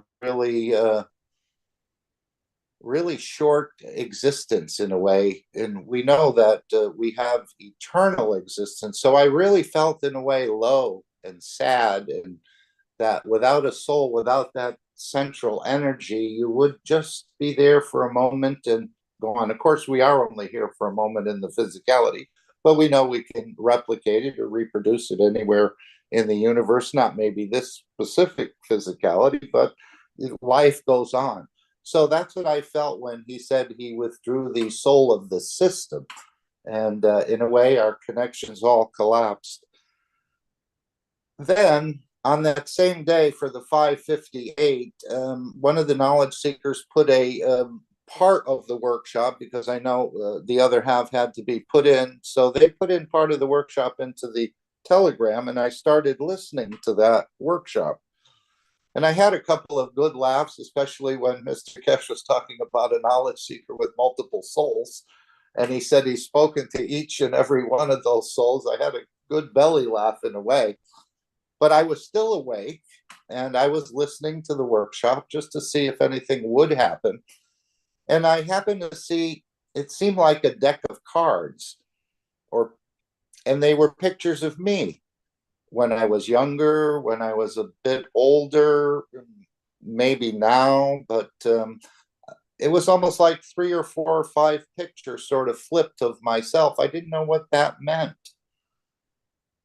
And then I fell asleep because, of course, we start the workshop about 3 a.m. And that was a 4-hour affair. And so I saw the pictures, I was awake, and then I fell asleep. And in my dream, or the work of the soul, there was a knock at my door, my front door. So I opened the front door, and I saw myself standing there. And I was saying, how could I be there when I'm here inside the house opening the door? But it was me. I could see myself. So I invited the entity in, and I just felt, gosh, this is kind of odd. How could there be two of me in a way? This was in the what we call the dream state or the work of the soul. And that's about all I remember of that. So the next day, I'm talking to my friend, my partner, and she's telling me how her and her daughter-in-law were looking at pictures of us when we were younger and a little bit older. And she was telling me, oh, how handsome I used to be. I guess I've lost some of that. But anyway, I don't know what the connection is between me looking at pictures of myself and what was told to me, that they were looking at pictures of us from years ago when I was younger and older and so on and so forth. So I don't know what the connection is, but we've shared this publicly in a couple of different places. So I just thought I'd share it again here. And of course, in the transmutation session, I could go into more when we get that. I had quite a more of a dramatic experience in that session, but I thought that was quite interesting. So as Mr. Keshe said, we've embedded something within your structure, but he's also embedded something within that workshop. And it's up to people to listen to it and see what they want to accept or what becomes embedded. This is what he said when we were dining with the creator, and some people reported that they felt more saliva or plasmatic water in their mouth. He says, yes, we've given you a gift. We embedded something into your brain, I think he said. So this is the way we can recall in a way, and I think that's part of the feeding process, which I've been doing a bit better on. I'm not, of course, there yet, but this is all leading, as he said, to the feeding of humanity or feeding everyone. It's not just going to be for the Iranians or the people in Gaza and so on. He's going to open this up more and more to start feeding the humanity, even unknowingly. As he said, we can embed it in an ad. They could probably embed it in a workshop or a teaching as well, where you think you're there and you're absorbing universal knowledge, but at the same time you're being fed, or this is part of this process of something happening in the background. And of course, as he said, when the time comes and the graphs are all assembled, we'll share with you what we saw. But this is all part of the process of, in a way, keeping the Keshe Foundation free for humanity, that the team can learn. And I know he said they were making a lot of adjustments and changing materials in the background. So that was my experience in the 558. Thought I'd share that with everyone. So, of course, we invite you to re-listen and to continue to listen, because as I said, these are not just videos. There's something special. Even if he said, we're not running a test today, but as he said, I'm teaching through the soul. So we're actually receiving probably or making adjustments more than we even realize on the conscious level. So I just want to thank the foundation and for providing that, in a way, enlightenment or more of our understanding of our own creation. Thank you.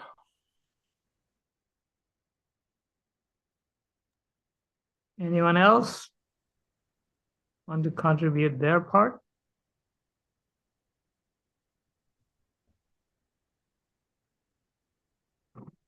And of course, we did hear, I think Rick had a bit to say there. You can hear that in the workshop. Other people had said how they felt very warm. I think 2 people reported how warm they felt, and it wasn't the usual kind of warmth. I was thinking maybe they're testing that cup of heat that Mr. Keshe had talked about in the background, where you would be warm, but the environment around you may not be warm, but you would be physically warm. And then we had some other balancing. I think Doug from Australia mentioned something, and I know Rick mentioned something. A couple other people mentioned tensions or frustrations that were going on, and that seemed to be balanced or settled. So, and I'm sure there's more, as usually there's many people are shy to, in a way, come forward and say something, but there's probably a lot, and I'm sure the Keshe Foundation has received a lot of communications on that matter.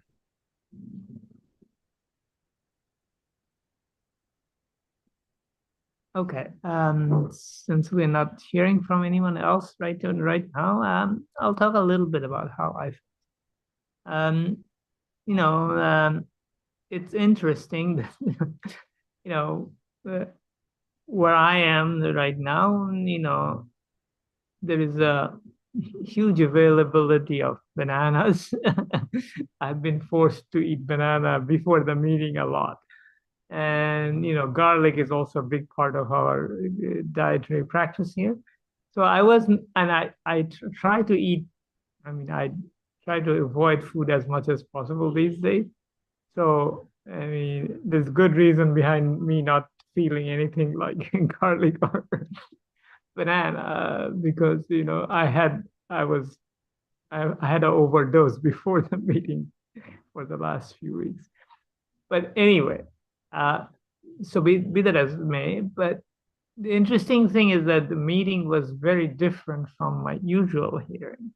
You know, somewhere, you know, we heard the excerpt from the meeting earlier, and towards the end of it, or somewhere in the middle of that part of the presentation, I think I started feeling something else is going on in the background, and there was a very distinct drop in my attention. Usually, you know, I pay attention, but my physical level, I was not. My attention level is lower. That doesn't mean that I wasn't listening. I was still listening, but it was a different feeling. There was a communication going on beyond the level of just words. So that's the first thing. And then there was a change when right before the break, when daughter of Ms. Mitra, there was very distinct. I mean, the time was very distinct, and I remember it very well. I was like, yeah, I sat up. Something happened here. And then, at that time, my attention, my physical attention, was even lower. It was very interesting that, you know, but I didn't feel any of the food part of it. But these 2 points were very distinct and clear. Beyond that, you know, the communication happens, as we all know, in these meetings. Even here, as we speak here, it's not just the physical words we are speaking. You can hear it in the people who are who are presenting their part of the conversation, that there's something more going on. Their experience of the interaction with the soul comes through. Although words in most cases are not sufficient, but these are not words, they are kind of overloaded words. And some feelings come through. So in that sense, we actually can get a lot more out of it. And the more we are connected with our soul, the more we get from it. And often these reactions are not immediately obvious, because it doesn't percolate down to the level of physicality that we have to express in physicality level, so that we can express in terms of words. So this is, and so Mr. Keshe said to wait a little bit and then try to see whether we can observe something else. So it would be an instructive experience for all of us to not just listen to the workshop, but what happened afterwards. Does something else happen? And can it be expressed? And can it be felt? So these are some of the things that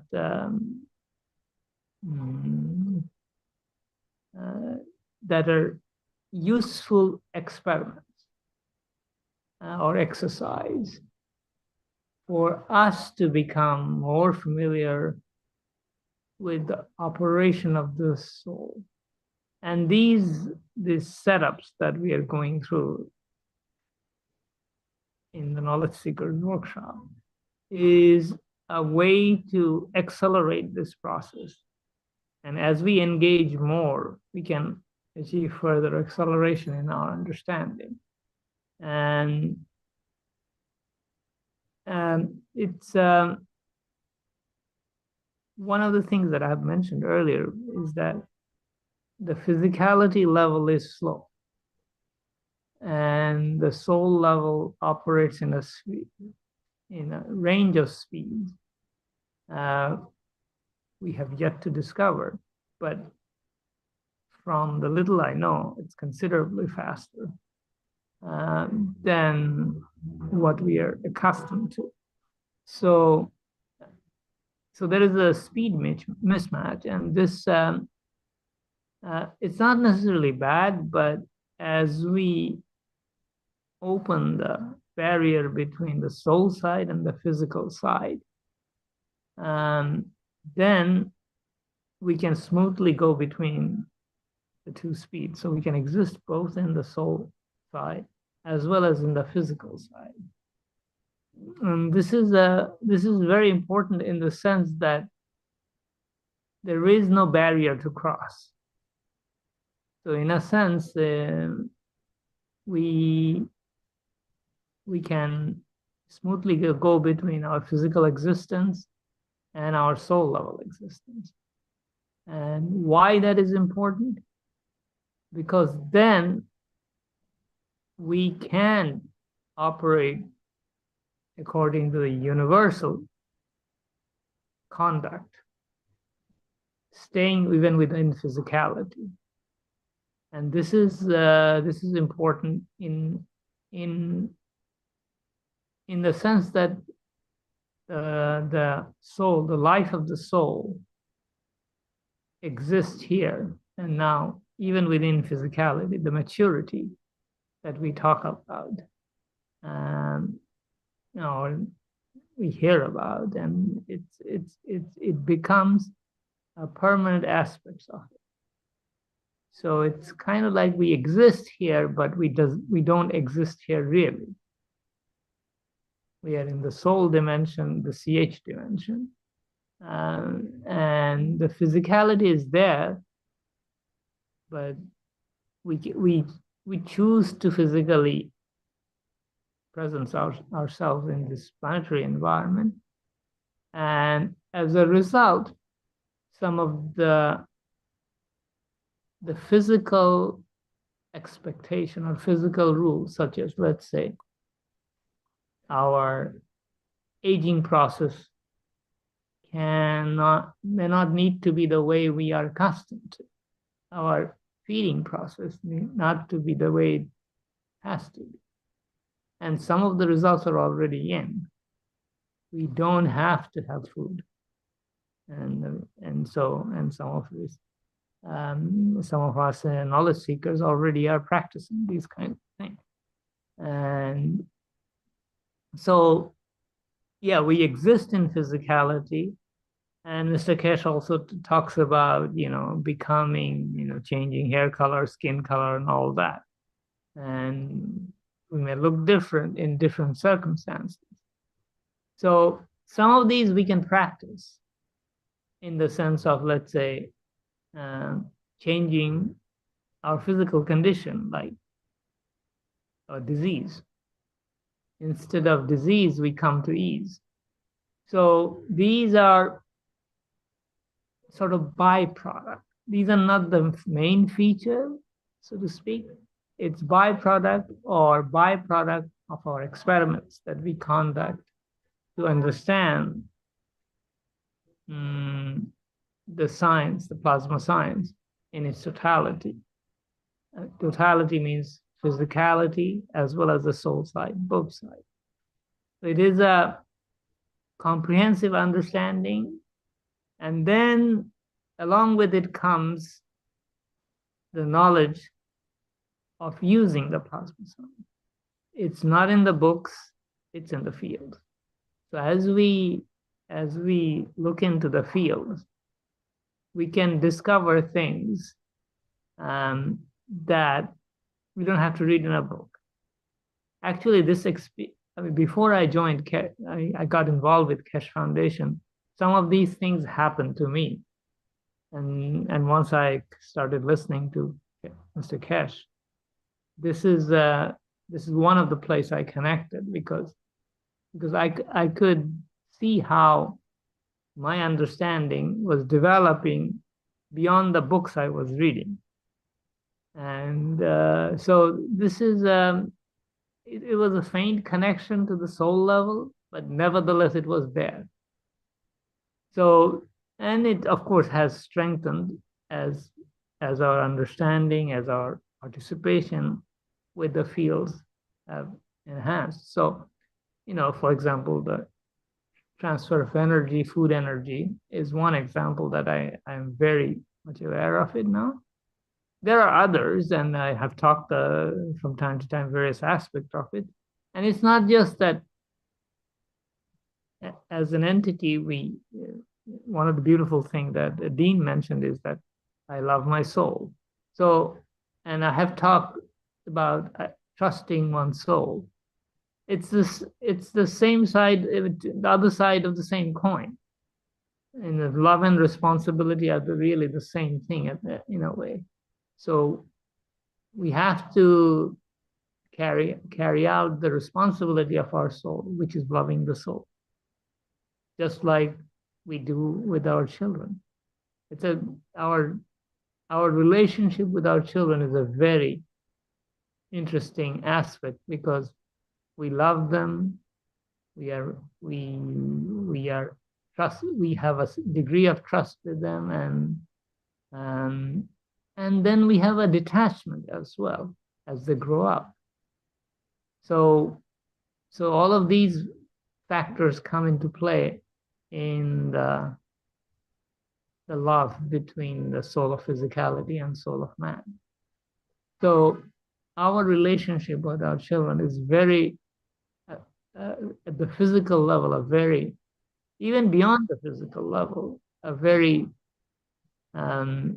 a parallel, so to speak, a parallel experience that we can use in our understanding and development of our relationship with our soul.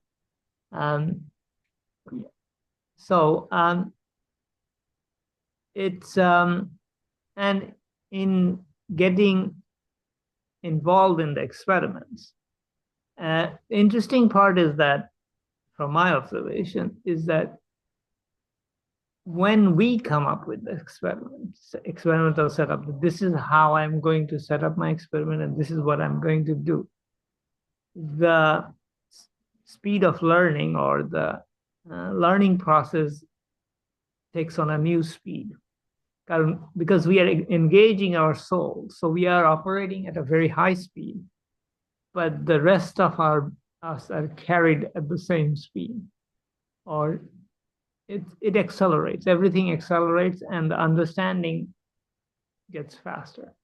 Yes, we can take suggestions from other knowledge seekers and hints and all their understanding into our setup. But in the end, we have to do it on our own. We can't do copy paste, as they call it in the standard computer mobile phone world. We have to, in a way, it's each of us. Why is it so important? Because each of us is unique. Our soul and our physicality is unique in this creation. We have to have a unique way of learning.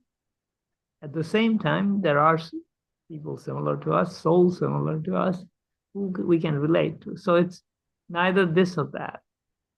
But nevertheless, the initiative or the intent is we are the source of the intent, for the creator is within us. And that is what we are connecting to. So I hope this helped. Thank you very much. And still the invitation for anybody else to speak is there. And I will leave with that statement. Thank you very much. Thank you, Mushfiq. If I can just add something.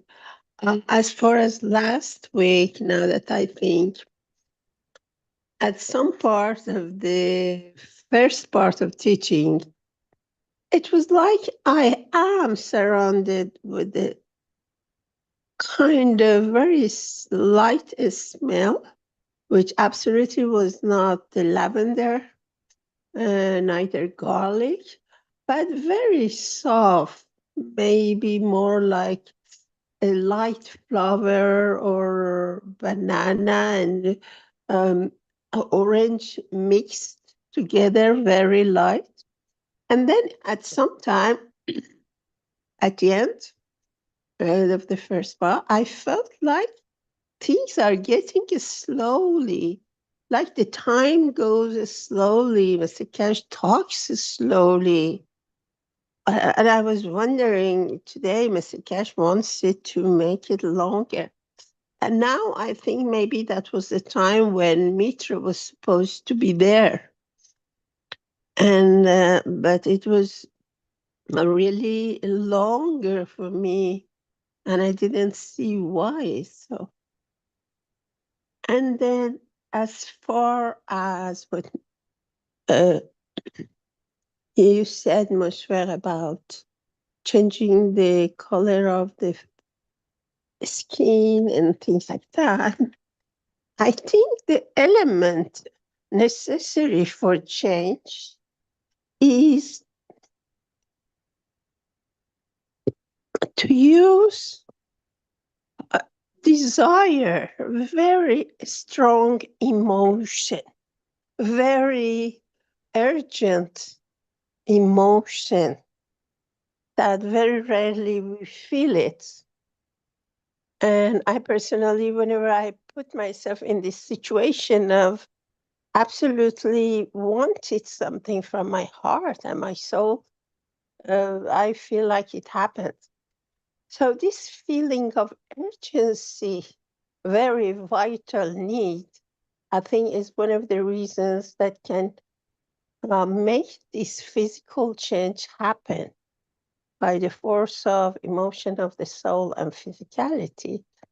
And I remember Mr. Cash was saying about Jesus that when he died on the cross, it was so painful, the heaviness of all this stomach and intestine and everything, that he just felt like dying.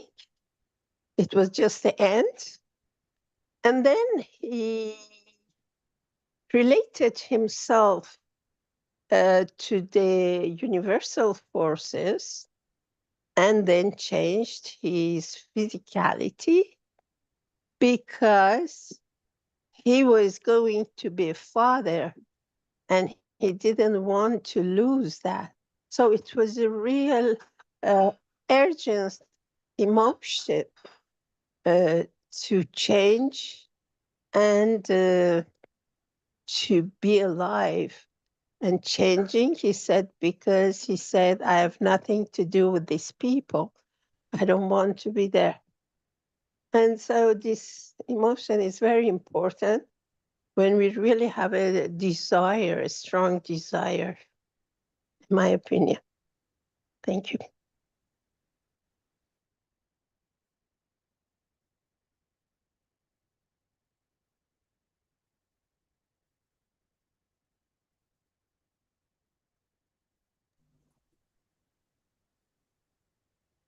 Hi, it's Dean here again.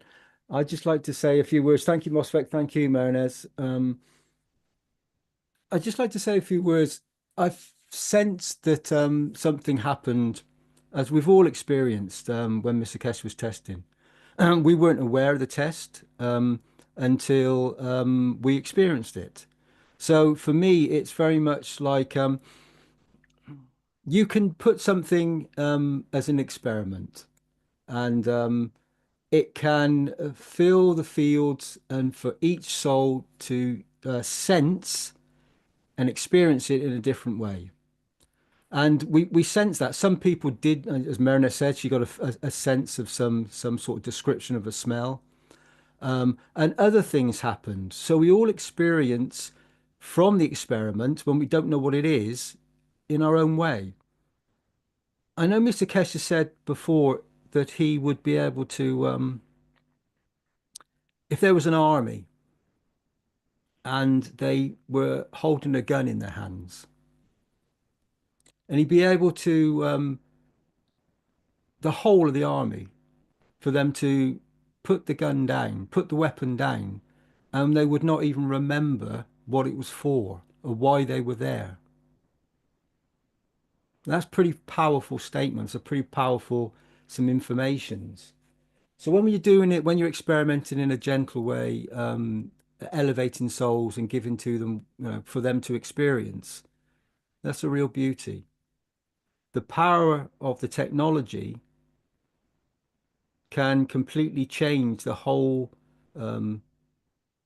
field strength and emotions on planet Earth. Imagine having that capability. That's the creator capabilities.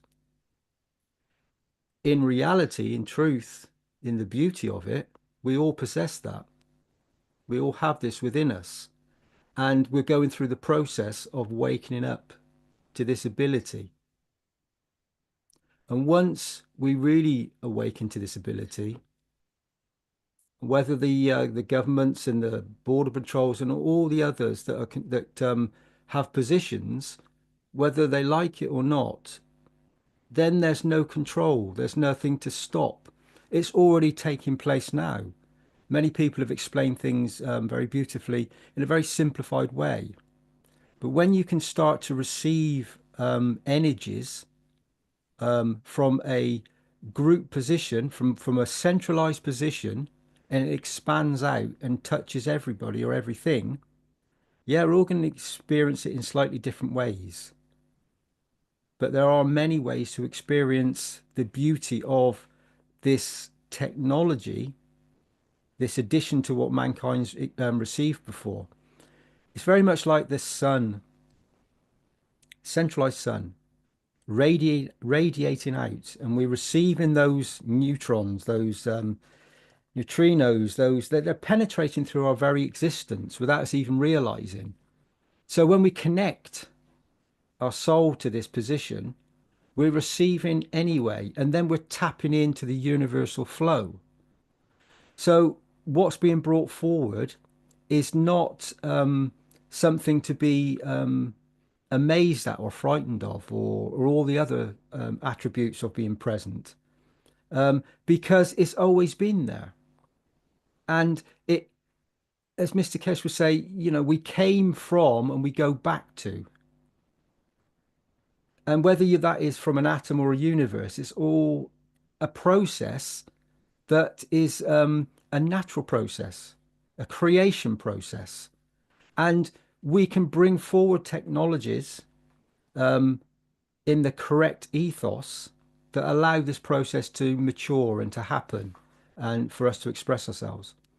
Or we can hold it back, but there will come a point, and there, I think this point is now, in this moment, where if you hold it back, if you stop yourself, if you limit yourself, you're just going to cause yourself problems from within, and then you'll need to run away.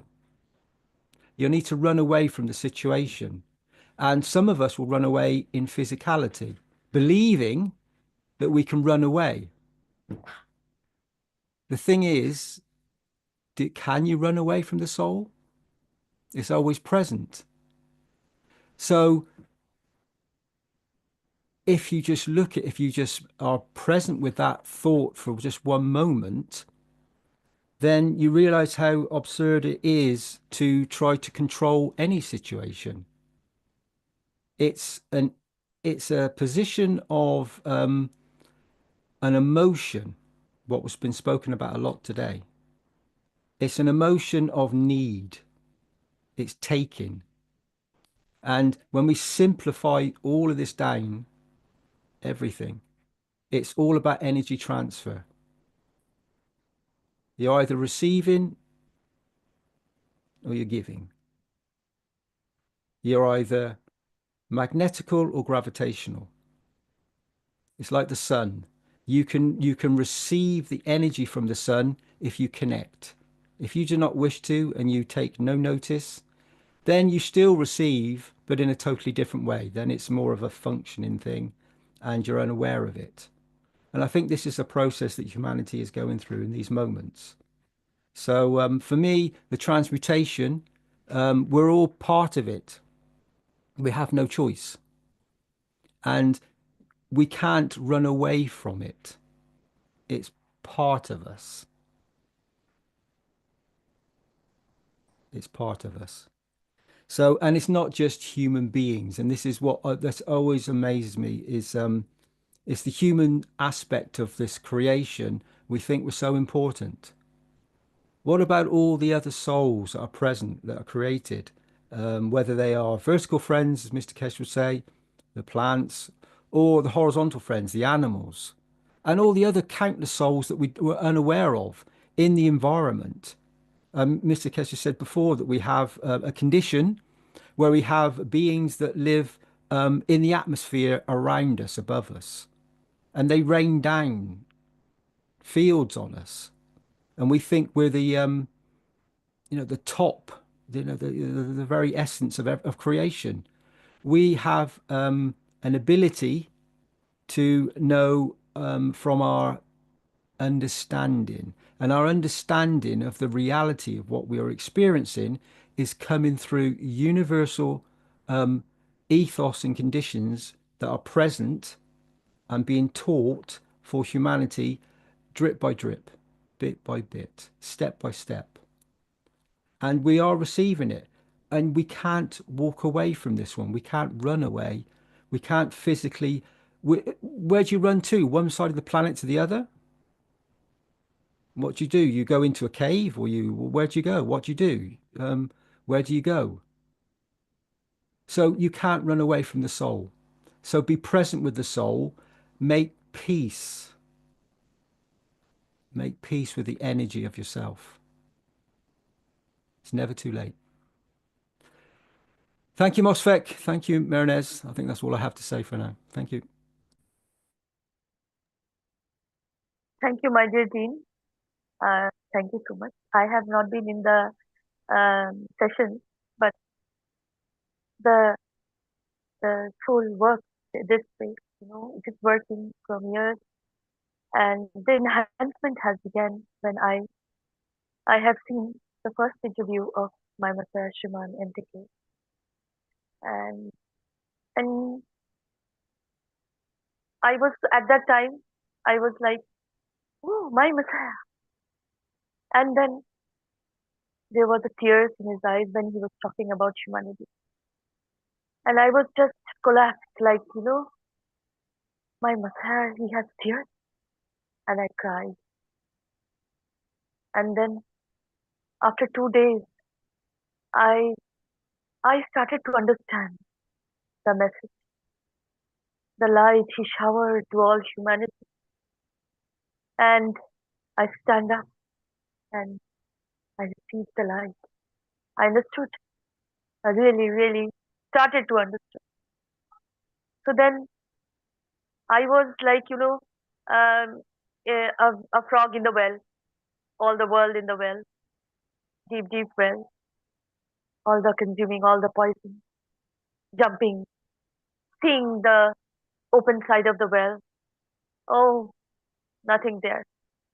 And then suddenly a voice came, a helping hand, a beautiful soul came and said, jump in, hold my hand. And I know that was the first that came from inside me. Holding the hand, I came out of the well. And then I started to breathe. And I was not struggling anymore. I was just floating. Oh, so beautiful garden here. I have never even imagined. And then the dream came true. The courage returned.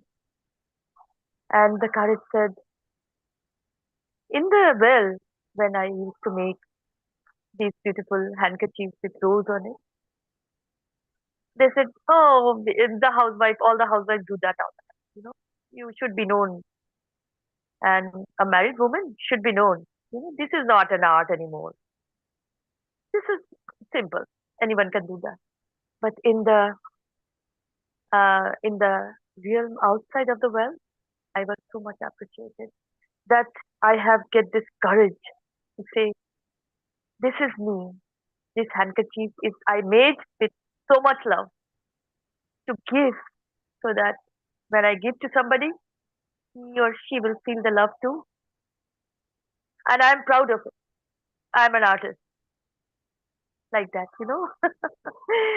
So that was an enlightenment of this knowledge. And as yes, of course. And this came, I thank you.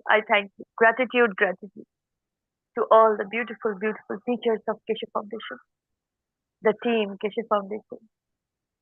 We have been all this love. I will say I'm fortunate. We are fortunate. I don't want to use that word because, yes, whatever has gone with all of us, I say I am like, you know, but in this science of soul, we can say we are in this level to understand, to serve more, to understand. So this is the beauty, my dear one. The frog of the well came outside. He understands the courage now. I am courageous, kind of that. I can do the balance. You see the balancing, the women with the balance, you know, like that. So thank you so much. Shweta, can I add something as well? Very brief, very Oh, brief. yeah. Yes, about the event research that happened last week in the public teaching.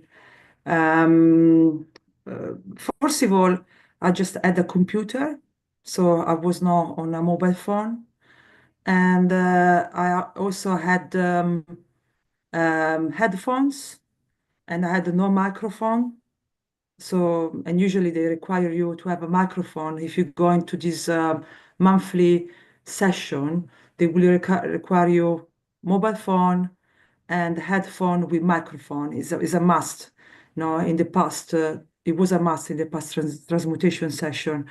But last Thursday, I was translating live. So I had to speak, I have to translate as Mr. Keshe talking. And I was from the computer and I had no microphone. And so I was very happy in one way because I felt exactly like when I'm in the transmutation sessions, because I've done few in the past. I think I've done 6, 7, 8, I don't remember how many. So after a while, that's why I really recommend for who can participate to the transmutation session. You really start to become familiar with the feeling of the connection.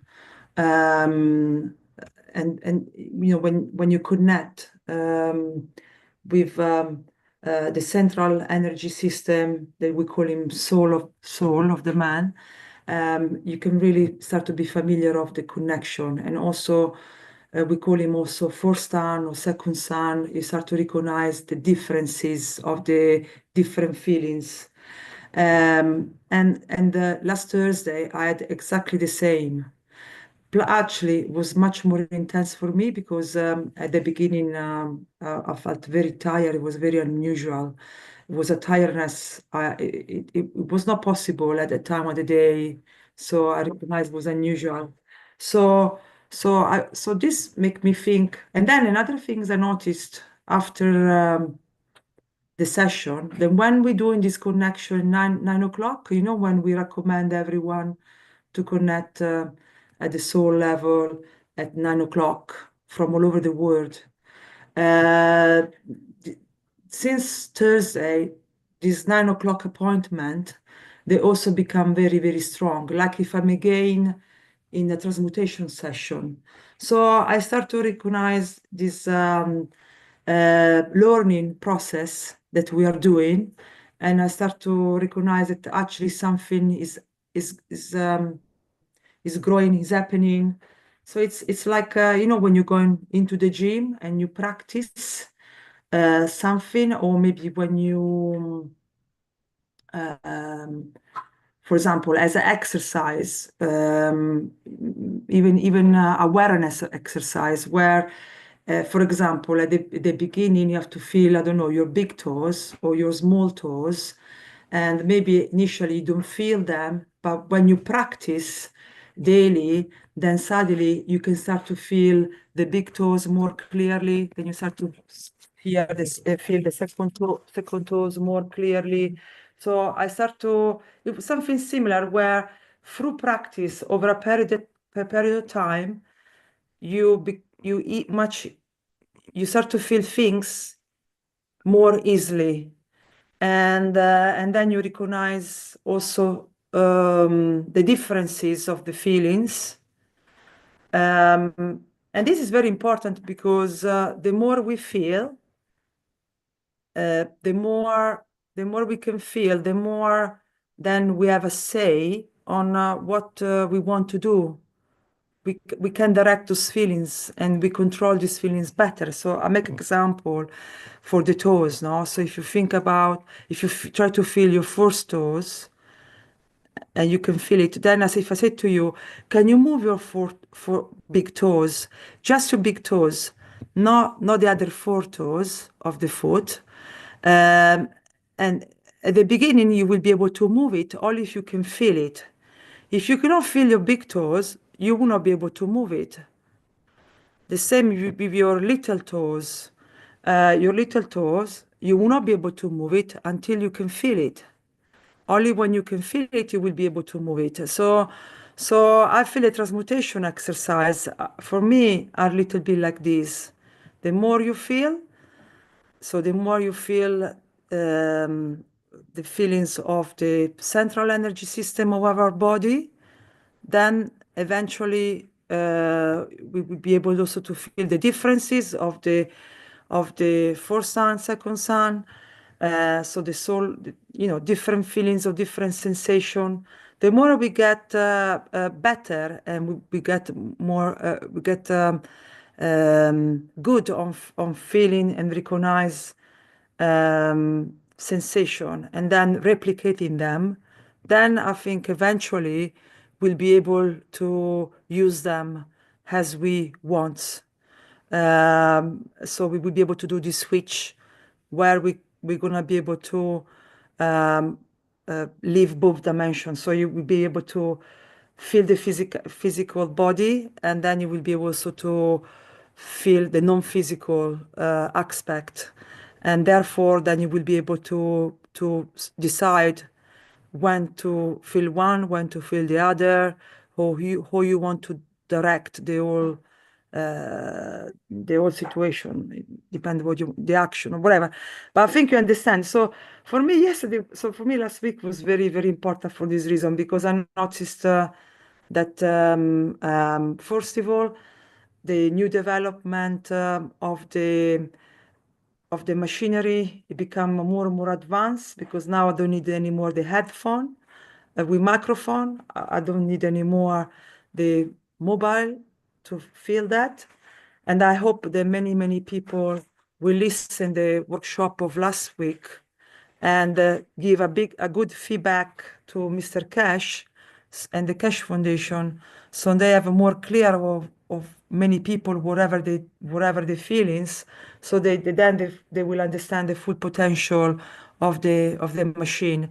And for me, it was a very big breakthrough, because this means that if I can feel now with no mobile phone, no microphone, it means the more people will have access to these fields, and the more people will have then a possibility to practice those fields and then to learn. And that means the more people will be able to bring changes to their life at the same time. So it was very, very important step last week, because if you think we just need a connection, maybe now with internet, but in the future, maybe like Mushfaq always said, we wouldn't need the internet any longer.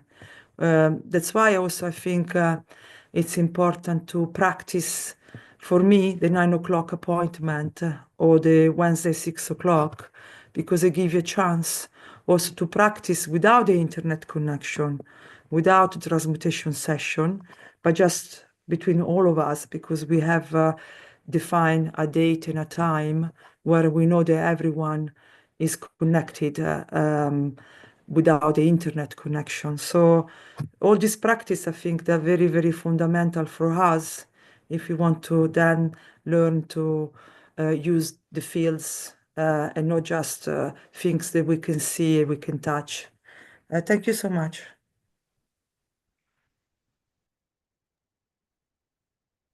Thank you, Stefania, my dear. Thank you so much. And thank you. Any beautiful soul want to add something? Or say something, as Bashvik said, your experiences about the transmutation in this session. Welcome.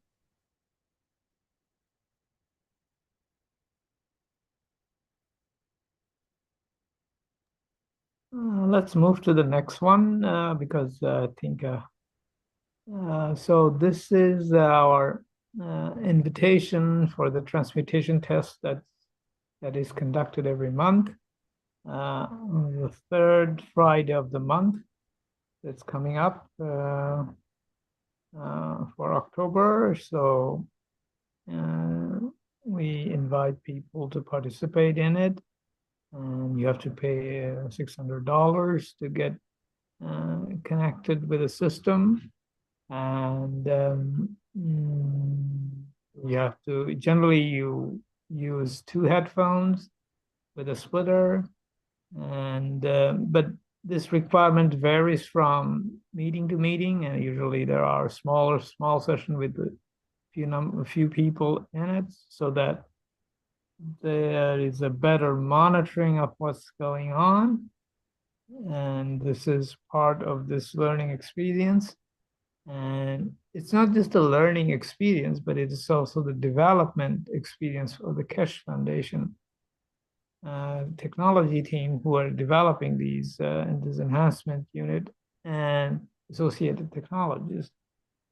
So it's very much part of a collaborative effort of us developing our own capacity and Keshe Foundation developing its own technical capacity. So it works both ways. So we give and the system gives, or we receive, the system receives, depending on the way we want to look at it. So it's a very constructive effort, and we all participate. And the participation need not to be at this level. People can also connect to the system without these facilities and see and explore their own with their own experimental setup of remote communication, because we know it's possible and people have tested it. So all of these various combinations benefit all of us at the level of technology development, at the level of our own personal soul connection development, and also soul-to-soul communication with other members of the Keshe Foundation. So it is a comprehensive experiment involving many on many different, exploring different facets or enhancing different facets of the technology, both within and outside, and the physical level, as well as the universal level. So, and the important part in participating in this setup is that our experience is multifaceted, and by participating in it, we cover a lot of ground with very little effort. So I encourage everybody to do their own experiments and participate in their own unique way, and contribute to the benefit of all those who participate, the Keshe Foundation, the people of this planet, and the universal community. It's all of these together. Imagine the possibility. Thank you very much. Anybody else? If anybody else wants to talk about it, go ahead. Otherwise, we move to the next slide. Well, I had much more of a dramatic test, let's say, in this session, but I think I'll reserve it for the Reactor group or the testimonial. So we just encourage everyone to book your virtual seat for your soul and see what sort of interactions you experience. And of course, report back to the foundation for them to understand more. Thank you. Thank you, Mark, my dear. Thank you, Moshfit. Thank you so, so much. And I will encourage every beautiful soul to participate in this transmutation test. And thank you for being here always. Now we can move to the next presentation. Here, the needs and wishes from your community to Keshe Foundation Universal Council. So we, the Universal Council, give from our soul for our energies for the support and well-being of all impacted by Helen.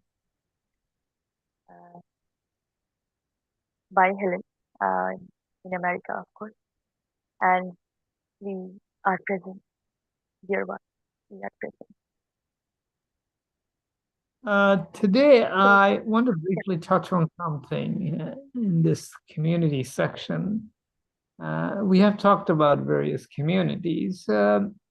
Today, I want to briefly touch on a little bit. I mean, yes, we are a little over time, so I will be brief, but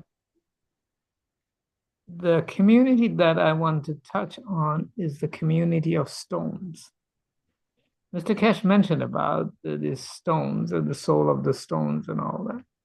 So if we look at the amino acid structure, the CH structures and the oxide and the nitrogen structure, the stone has, in addition to these things, one of the things that is present that we see in the sand or broken sand stones is the silicon dioxide. Now, silicon dioxide is an interesting, or silicon oxide. It's not just dioxide, but other oxide. But silicon is interesting because silicon is double the 14 field, that's the universal carbon field or the nitrogen field. We call it nitrogen at the universal level, we call it the carbon 14 field. But it's the connection, it's the battery side in a sense of the universal energy on the physical side, which is the nitrogen. Similarly, the silicon function in the same way, and we use it, for example, in computers. So, are the computers have soul? So, it's just a question. I mean, we're not going to get into that. But the interesting part is that when we talk about soul, the soul of the stone, so there is a CH part to it, and then there is the silicon oxide part to it too, which is again the physicality of the stone. Our physicality more in the iron, copper, zinc range, but the physicality of the stone is in the range of the silicon. So do we have a connection to the stone? Yes, we all have experience in going to the beach, more or less. And how do we like going to the beaches?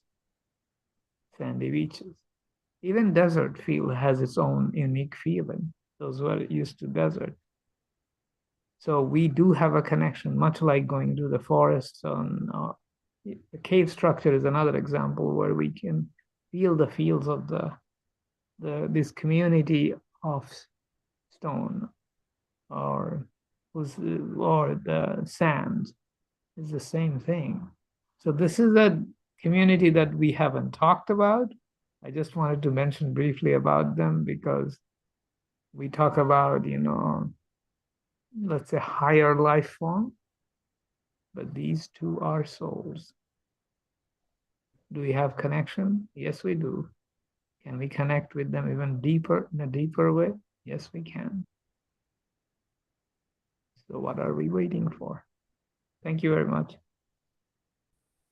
Yes, my dear Moshfik, I have experienced this deeper connection with the stones, big, huge stones. Well, we call sometimes mountains. And when the rivers are flowing in between these huge stones, huge building type of stones, you can feel this. They are saying to you something.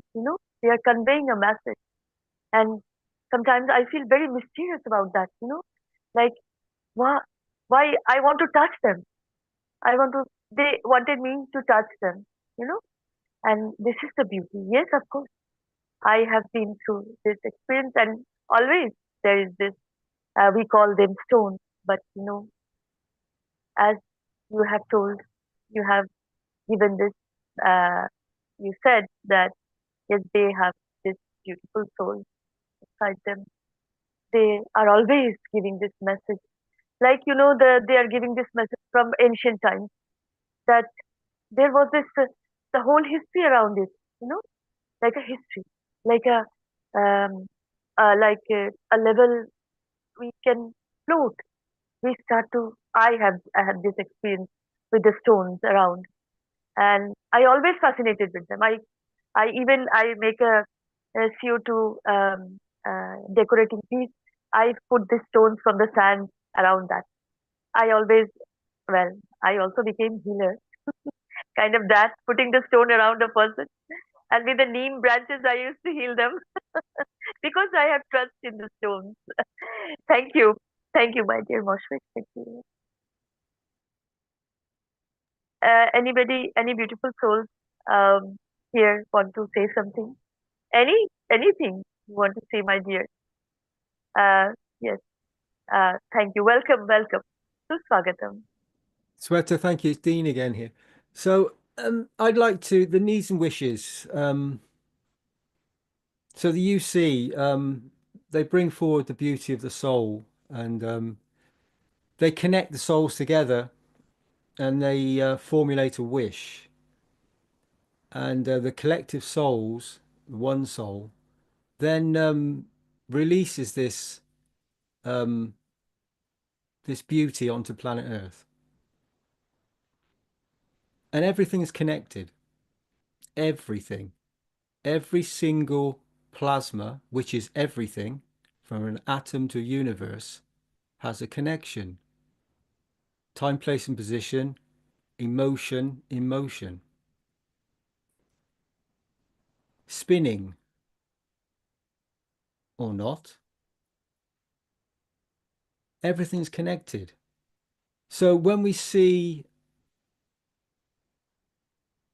turmoil, a position of imbalance, whether it's in the soul of the individual or whether it's of a collective community or further out to a nation that has created a condition to benefit by taking from others. There's always a balance point where you have to give back. And this is in everything, from micro to macro.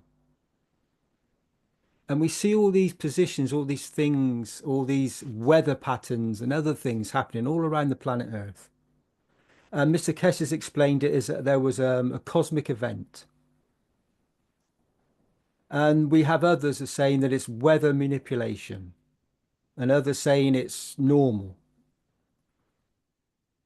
Whatever it is, we have created it. We're responsible for it, each and every one of us. And we can all run away from our responsibility and hide into ourselves. Or we can consciously and beautifully open ourselves up to the soul and expand out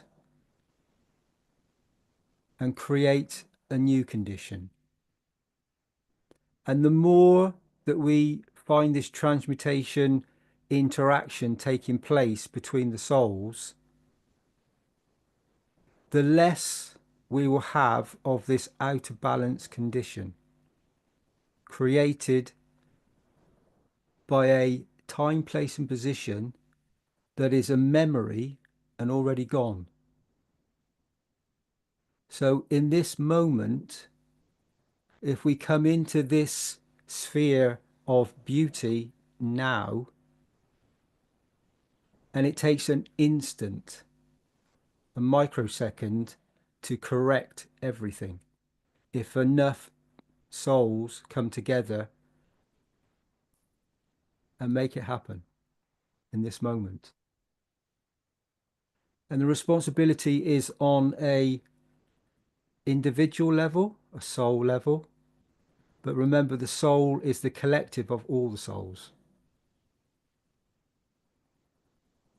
And we are connecting the souls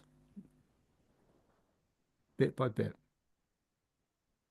But I sense and I feel, like I did the other day, that there's a release.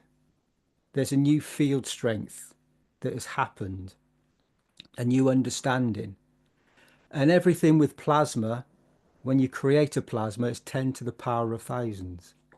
So it starts off very small. We look for the smallest. But when you connect all the smallest up together, you get this something so powerful and so incredible. It's creation, and it's all connected. And so when you tap in, and when you allow yourself to be part of it, you can change the conditions very quickly. So take responsibility for your very peaceful condition in this moment. Thank you for listening. Thank you, my dear Dean. Thank you. Beautifully you said. Thank you. Rick, anybody, any beautiful soul want to say something? Is there anybody else?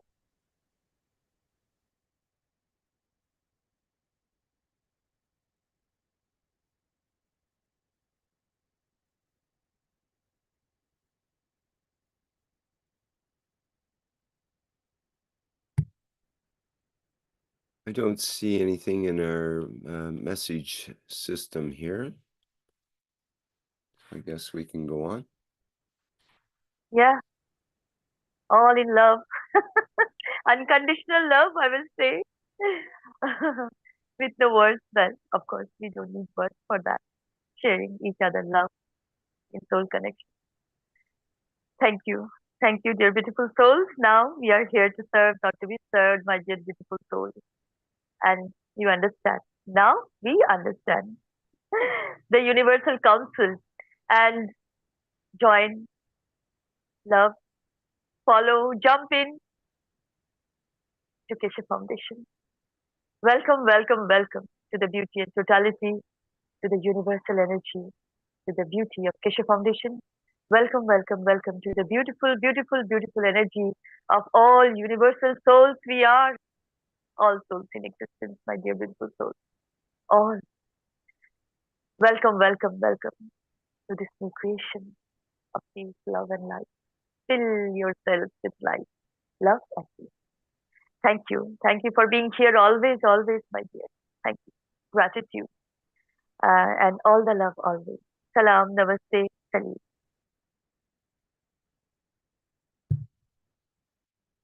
Very good. Thank you, Sweta, and many thanks to all the members of the Universal Council and support members for their contributions today for the 347th One Planet, One Nation, One Race for Justice and World Peace here on Tuesday, October 8th, 2024. You see, our next public teaching workshop is the Keshe Plasma Reactor Group, which will be Wednesday, October 9th, starting at the 7 a.m. Central European Time.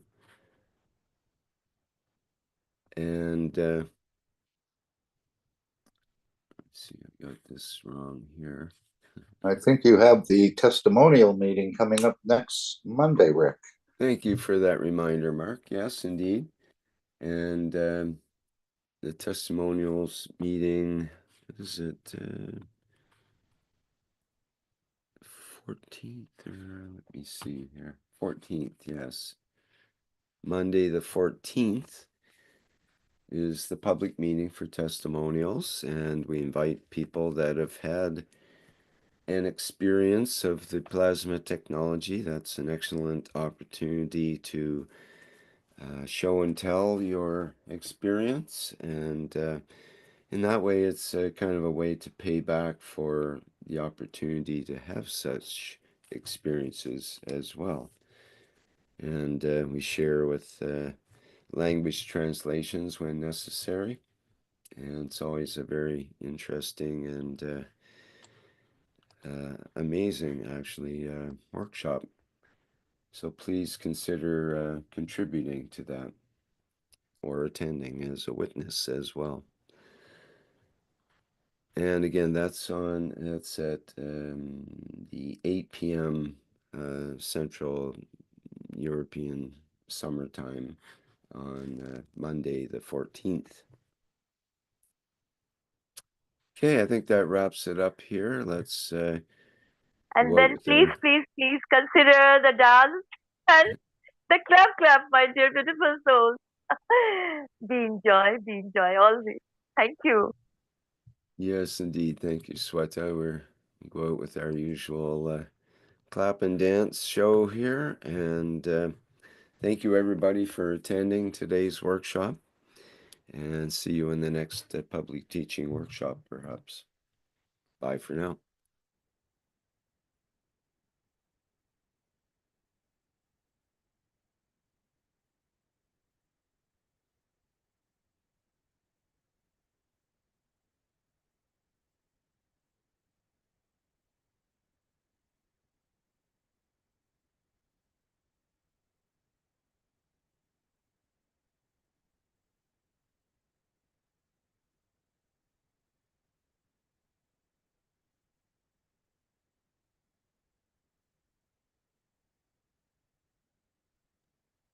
Okay, do we need to? Yeah, I'm not getting the sound coming through. Correct. I think we need I to see bring. what's wrong. I'm There it going to is. back it up a bit. Just a second here.